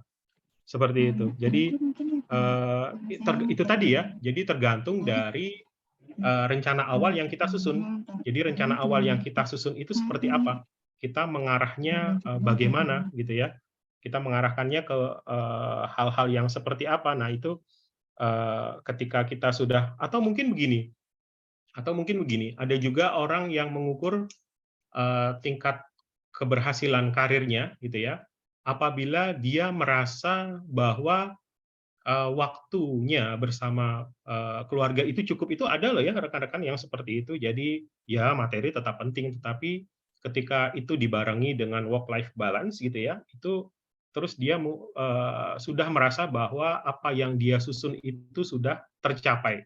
Jadi tergantung dari perspektif orang per orang, bagaimana mengukurnya gitu ya, apakah dia hanya sekedar menilai dari sisi capaian posisi yang sudah dia raih, atau dia menilai dari sisi materi yang sudah dia kumpulkan gitu ya, apa dia menilai dari sisi tingkat kenyamanan yang sudah dia rasakan gitu ya, seperti itu. Tapi pasti ketika pasti ini sudah pasti ya rekan-rekan ya, ketika perencanaan karir yang sudah dia susun gitu ya, terus ternyata oh ini yang saya susun beberapa tahun belakang ini kok kayaknya sudah saya alami ya saat ini ya, itu pasti dengan segera dia akan mengevaluasi perencanaan karirnya gitu ya, menjadi hal yang baru begitu. Biasanya sih seperti itu ya. Jadi ketika sudah tercapai gitu ya, pasti kita akan melakukan evaluasi untuk bisa mewujudkan hal-hal lainnya yang belum kita gapai. Jadi tergantung dari perspektif orang per orang, sebab antara satu orang dengan orang yang lain itu pasti berbeda tujuannya, berbeda impiannya gitu ya. Seperti itu Mas Fadil. Oh baik Pak, jadi indikator kinerja yang tepat itu bervariasi tergantung tujuan program pengembangan karir yang ditetapin di organisasi tersebut ya Pak? No. Tergantung perencanaan karir yang dia miliki gitu. Ini kita dari tadi membicarakan dari perspektif individu ya rekan-rekan ya, bukan dari perspektif organisasi. Kalau dari perspektif organisasi mungkin tidak seperti itu. Tapi dari perspektif orang per orang, dari perspektif individu bagaimana kita merencanakan dan juga mengembangkan karir untuk mewujudkan apa yang kita cita-citakan gitu, seperti itu. Baik Pak, terima kasih untuk jawabannya. Sangat bermanfaat. Ya, terima kasih Mas Fadil untuk pertanyaan keempatnya. Dan untuk pertanyaan ya Mbak kelima dari Mbak Tika tadi, angkat tangan, kami persilakan Mbak.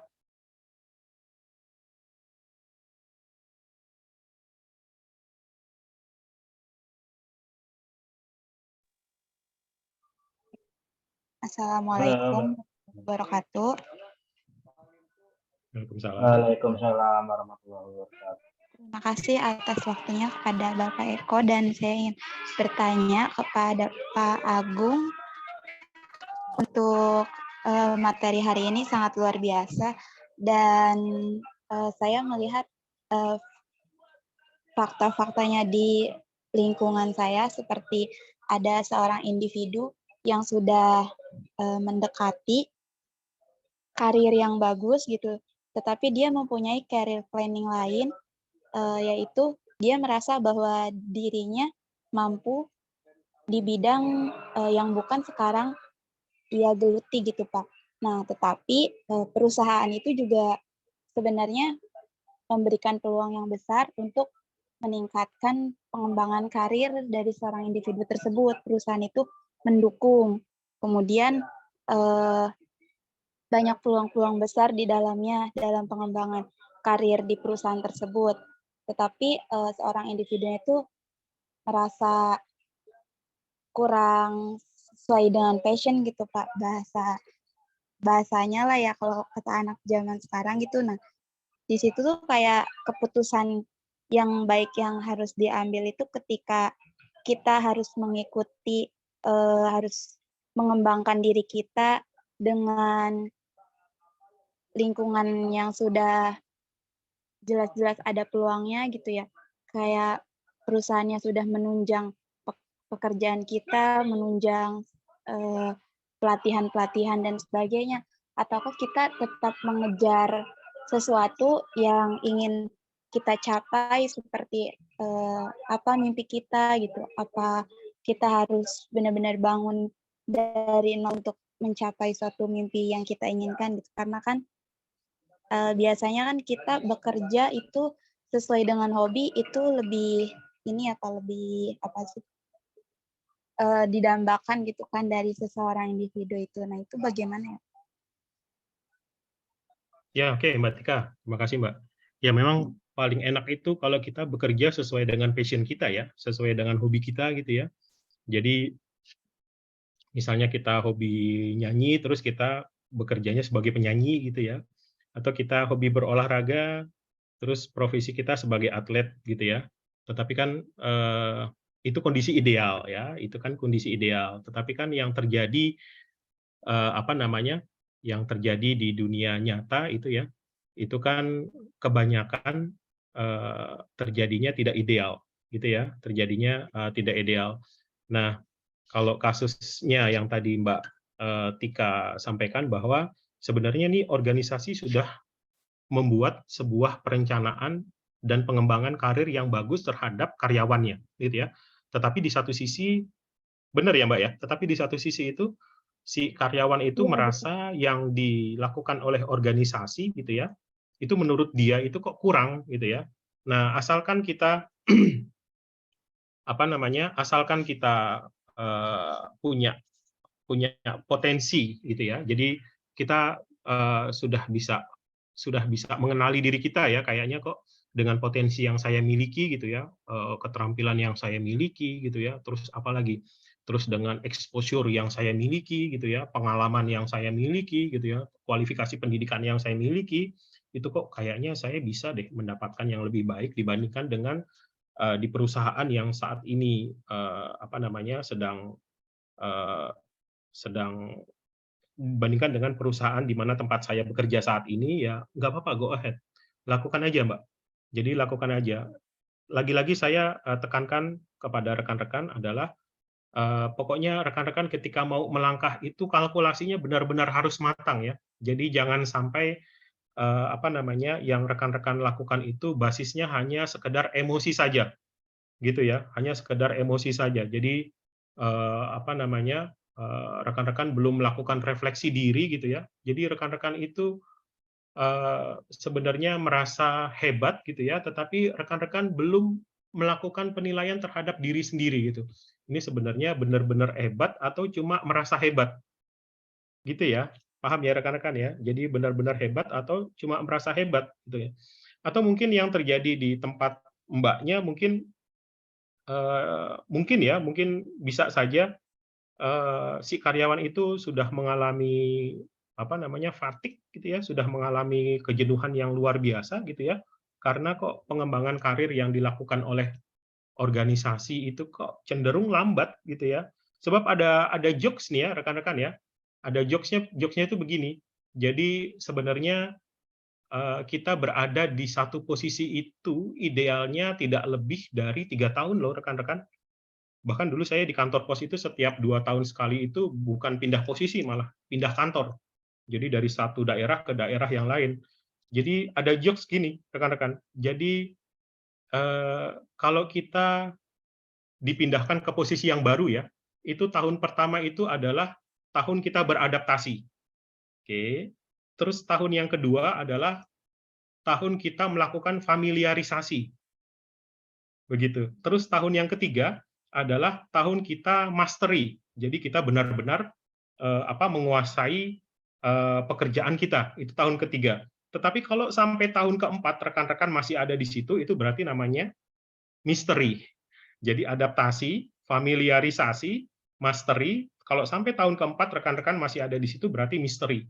Misterinya bisa jadi si perusahaan itu tidak mempunyai individual development planning yang jelas, satu, atau bisa jadi rekan-rekan itu dimatangkan di suatu bagian sebelum dipindahkan ke bagian lain, atau sebenarnya rekan-rekan tidak cakap untuk dipindahkan ke bagian yang lain. Nah, itu makanya kalau tahun pertama itu adaptasi, tahun kedua familiarisasi, tahun ketiga mastery, tahun keempat itu misteri. Oh, ini kenapa nih? Kok tetap berada di situ gitu. Jadi kalau misalnya kita merasa bahwa organisasi tidak cukup punya individual development planning yang oke gitu ya, Tetapi kita sudah melakukan refleksi, kayaknya saya bisa deh ya, dengan kemampuan yang saya miliki, saya bisa mendapatkan lebih di tempat lain, nggak apa-apa, lakukan saja. Asal itu ya, basis datanya harus kuat, ya, terus kalkulasinya harus matang. Jadi jangan kita itu mengambil sebuah keputusan hanya berdasarkan emosi saja. Begitu.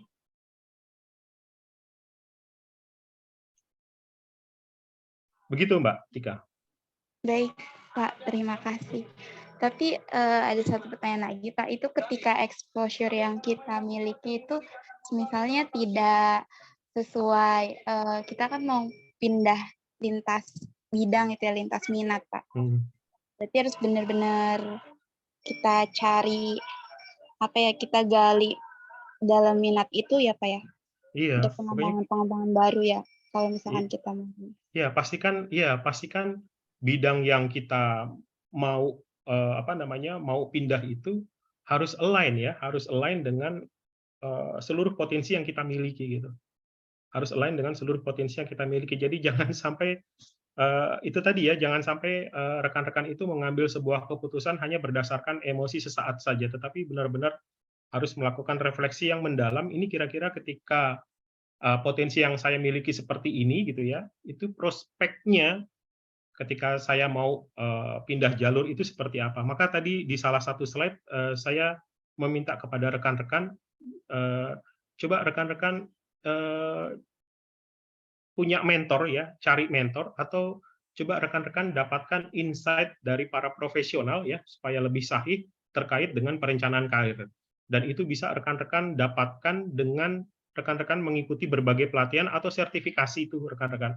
Ini berdasarkan pengalaman saya, jadi ketika saya pindah jalur gitu ya, dari yang tadinya saya itu kan sebelumnya bekerja di perusahaan jasa kurir ya, saya bekerja di kantor pos gitu ya, lalu tiba-tiba pindah jalur ke dunia pendidikan, itu setelah saya mendapatkan insight dari profesional di tempat saya kuliah pada saat itu. Nah, ini rekan-rekan bisa dapatkan dari dosen-dosennya gitu ya, atau kalau rekan-rekan mau lebih yakin lagi, mungkin rekan-rekan bisa dapatkan dari para praktisi, dari para profesional, dengan cara rekan-rekan mengikuti sertifikasi gitu ya, pelatihan-pelatihan gitu ya, itu nanti rekan-rekan akan mendapatkan insight tuh, baiknya seperti apa di dalam menghadapi, dalam menyusun perencanaan dan juga pengembangan karir. Begitu rekan-rekan. Ya, baik. Ya, tapi untuk misterinya bukan karena cinta lokasi ya Pak ya? Oh iya. Ya Pak, pertanyaan di chatbox ini Pak, yang dari Pak Subowo. SDM adalah budaya membuat orang biar lebih baik dari sebelumnya, baik itu kepribadiannya ataupun kinerjanya. Tetapi didapati SDM yang kurang begitu bisa update dengan keadaan yang sekarang. Contohnya orangnya cuek banget gitu. Untuk menyikapi SDM yang seperti ini bagaimana ya Pak? Silakan Pak Agung.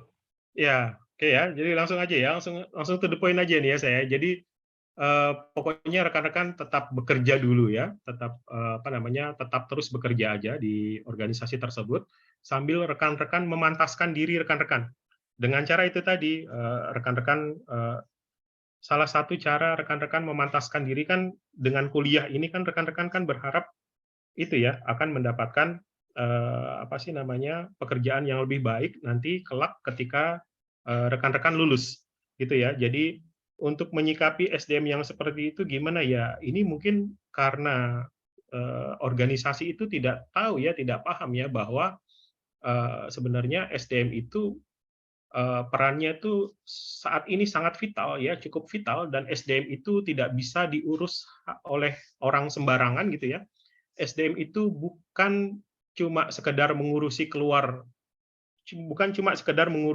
surat keluar, surat masuk gitu ya, cuma mencatat sebagai agendaris saja gitu ya. Bahkan sebenarnya SDM itu merupakan jantungnya perusahaan gitu ya. Jadi maju mundurnya perusahaan, berkembang atau tidaknya perusahaan itu tergantung SDM. Nah, yang terjadi di tempatnya Masnya ini, ya itu tadi karena perusahaan itu menempatkan orang-orang yang tidak paham bagaimana mengelola SDM dengan benar. Padahal SDM itu saat ini tidak bisa lagi dijadikan sebagai dapur belakangnya perusahaan. Jadi hal-hal yang strategis gitu ya, hal-hal yang sifatnya itu untuk jangka panjangnya perusahaan, itu SDM harus diajak untuk turut serta gitu ya. Jadi bahkan untuk hal-hal yang kecil seperti yang Masnya sampaikan ya, jadi SDM-nya kurang bisa update dengan kondisi sekarang ya karena memang dia tidak tahu. Dia sekedar tahu bahwa SDM itu fungsinya hanya sebagai tempat membuat payroll gitu aja ya. Terus mencatat surat keluar, surat keluar, surat masuk gitu ya. Cuma sekedar agendaris aja. Ini dari pernyataan yang Mas sampaikan di sini saya sudah bisa tahu nih. Saya sudah bisa ukur nih kondisi perusahaan itu seperti apa. Kalau perusahaan yang baik itu SDM-nya sangat powerful ya. Dia tuh sangat berperan sekali terhadap kehidupan organisasi. Jadi bahkan SDM itu sekarang menjadi strategic bisnis partnernya perusahaan gitu. Kalau misalnya dia seperti ini kondisinya SDM-nya cuek gitu ya, saya sudah tahu nih pasti perusahaannya seperti apa. Nah, yang harus rekan-rekan lakukan bagaimana menyikapi SDM yang seperti ini gitu ya.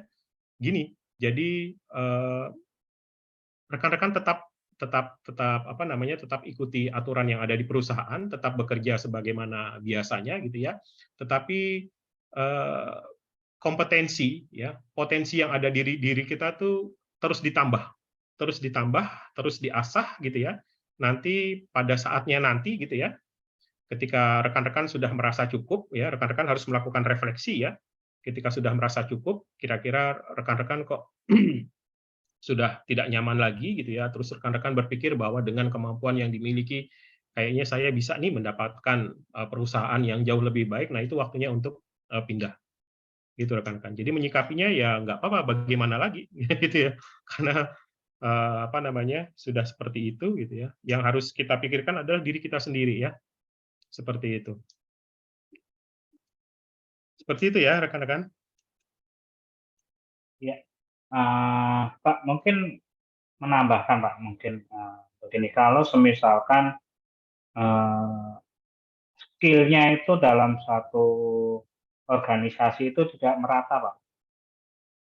Tentunya kan di situ akan ada yang menggendong lah, dalam artian bagaimana roda tadi tetap terus berputar balance, namun si penggeraknya tadi kan tentunya ada yang kemampuannya berbeda-beda lah dalam satu itu gitu kan, satu mesinnya.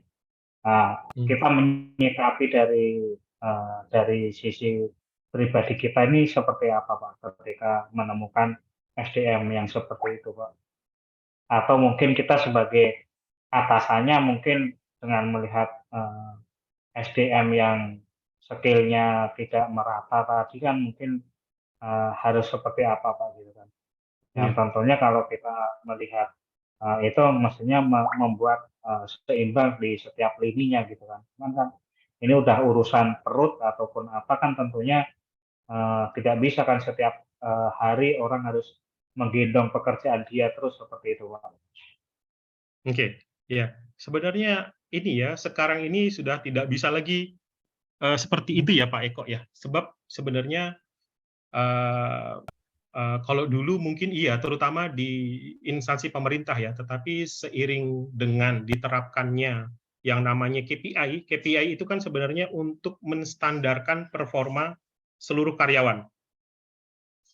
KPI itu Key Performance Indicator itu kan untuk menstandarkan seluruh performa perusahaan. Jadi tidak ada lagi tuh yang namanya satu orang menggendong temannya, itu sudah tidak bisa lagi sebab masing-masing sudah punya KPI-nya. Begitu.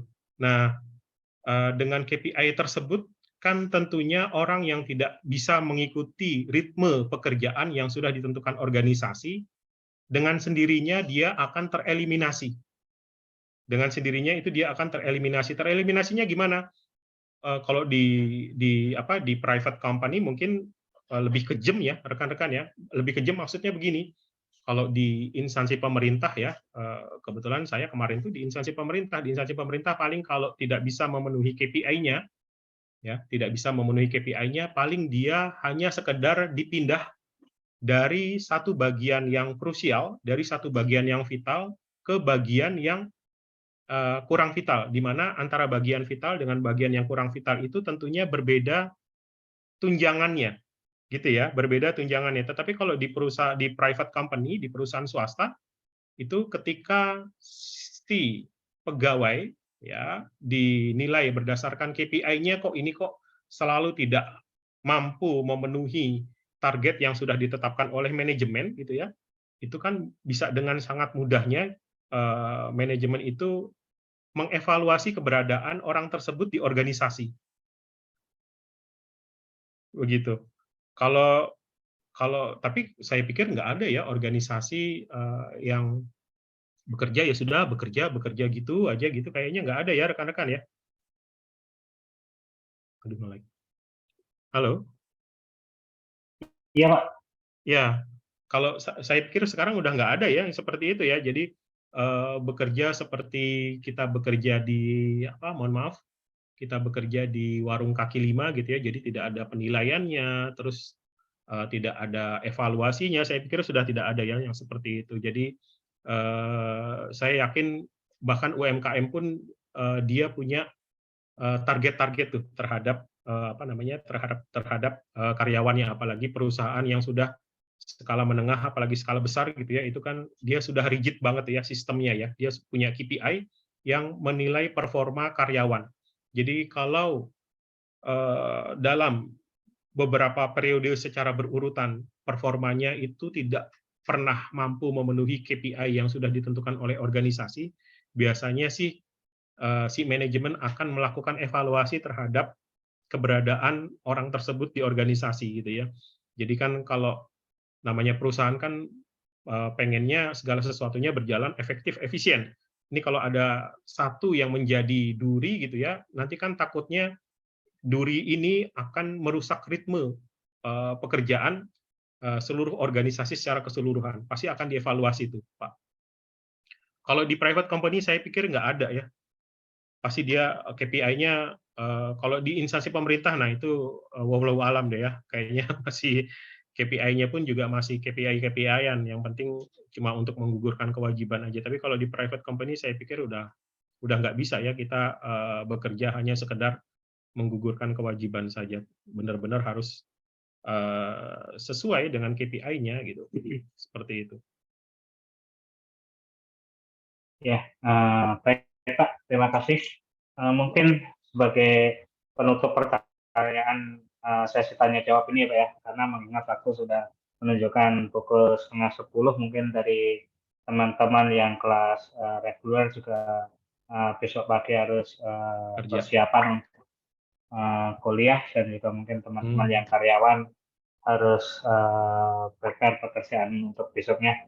Tentunya kita tetap semangat, dan kuliah ini merupakan suatu perencanaan buat kita semua untuk meniti karir yang lebih baik. Dan tentunya dengan adaptasi yang tinggi dan kompetensi yang kita miliki, minat, bakat, dan keterampilan akan selalu menunjang kita untuk selalu bisa yang paling depan untuk mencapai karir ataupun perencanaan karir yang lebih baik untuk ke depannya. Mungkin dari saya, kami tutup. Apabila ada salah kata ataupun yang tidak berkenan di hati, mohon maaf. Waktu dan ini kami kembalikan kepada MC Mbak Nurjana. Terima kasih Bapak Agung dan juga rekan-rekan mahasiswa. Baik, terima kasih Pak Eko yang sudah memandu acara inti pada malam ini. Terima kasih juga kepada Bapak Agung yang sudah menyampaikan materi yang begitu luar biasa nih untuk kita semua ya. Teman-teman, sekali lagi saya mau mengingatkan, yang belum absensi silakan absensi terlebih dahulu. Untuk link absensi sudah di-share ya di kolom chat, dan mohon menggunakan email kampus karena sertifikat akan dikirim melalui email tersebut. Baik teman-teman, acara selanjutnya yaitu doa penutup yang akan disampaikan atau dipimpin oleh Pak Firdiansyah. Kepada Pak Firdiansyah, kami persilahkan. Baik, terima kasih Mbak Nurjana. Baik, Bapak, Ibu dosen, rekan mahasiswa sekalian yang budiman, mari sama-sama kita tundukkan hati kita sambil kita menengadahkan kedua tangan kita bermunajat kepada Allah. Semoga apa yang malam hari ini kita terima dari kegiatan webinar ini dapat berguna ilmunya buat kita terapkan ya dalam kegiatan ataupun aktivitas kita sehari-hari. Baik, sama-sama kita menengadahkan kedua tangan kita. Mohon maaf untuk yang non-muslim, kami berdoa dengan cara muslim. A'udzubillahi minasyaitonirrajim. Bismillahirrahmanirrahim. Wassalatu wassalamu ala asrafil anbiya'i wal mursalin sayyidina Muhammadin wa ala alihi wa sahbihi ajmain. Allahumma inna nas'aluka ilman nafi'a wa rizqan thayyiba wa amalan mutaqabbala. Rabbana atina fid dunya hasanah wa fil akhirati hasanah wa qina adzabannar. Subhanakallahumma wa bihamdika asyhadu an la ilaha illa anta astaghfiruka wa atubu ilaik. Walhamdulillahi rabbil alamin. Assalamualaikum warahmatullahi wabarakatuh. Waalaikumsalam warahmatullahi Waalaikumsalam wabarakatuh. warahmatullahi wabarakatuh. Terima kasih Pak Firdi sudah memimpin doa penutup. Oke teman-teman, agenda berikutnya yaitu foto bersama. Jadi untuk teman-teman yang belum off on cam, mohon on cam terlebih dahulu ya, sebentar aja untuk dokumentasi ya teman-teman. Oke, 1, 2, 3.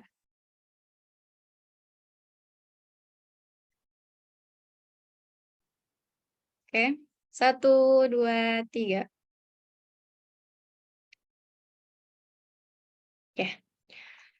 Oke, sudah. Terima kasih teman-teman semua yang sudah berpartisipasi dalam webinar pada malam hari ini. Kami mengucapkan terima kasih kepada narasumber Bapak Dr. Agung Surya Dwianto CHRP dan Dekan Fakultas Ekonomi dan Bisnis Universitas Pertiwi, Bapak Fauzo Bihi, yang sudah support acara webinar pada malam hari ini. Tak lupa juga para dosen Universitas Pertiwi nih yang sudah bergabung di webinar kali ini, serta para peserta webinar yang telah antusias menyimak acara webinar dari awal hingga akhir acara. Semoga teman-teman semua yang sudah hadir bisa mendapatkan nilai positif dari acara ini dan membawa dampak baik untuk kedepannya. Saya Nurjana Rahmawati sebagai MC malam hari ini pamit undur diri.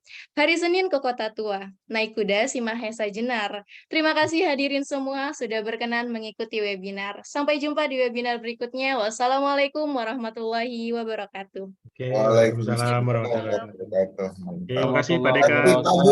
Ya, kasih. Kasih banyak Pak Agung ya. Ya, Pak Agung, Terima kasih Pak ya, Eko. Pak Fauzo, rekan semua. Ya, Sehat mohon selalu. ya, Pasti, undur Daya. diri ya. Terima kasih, Pak. Mohon izin ya. Terima kasih. Terima kasih Pak. Ya, makasih. Izin live.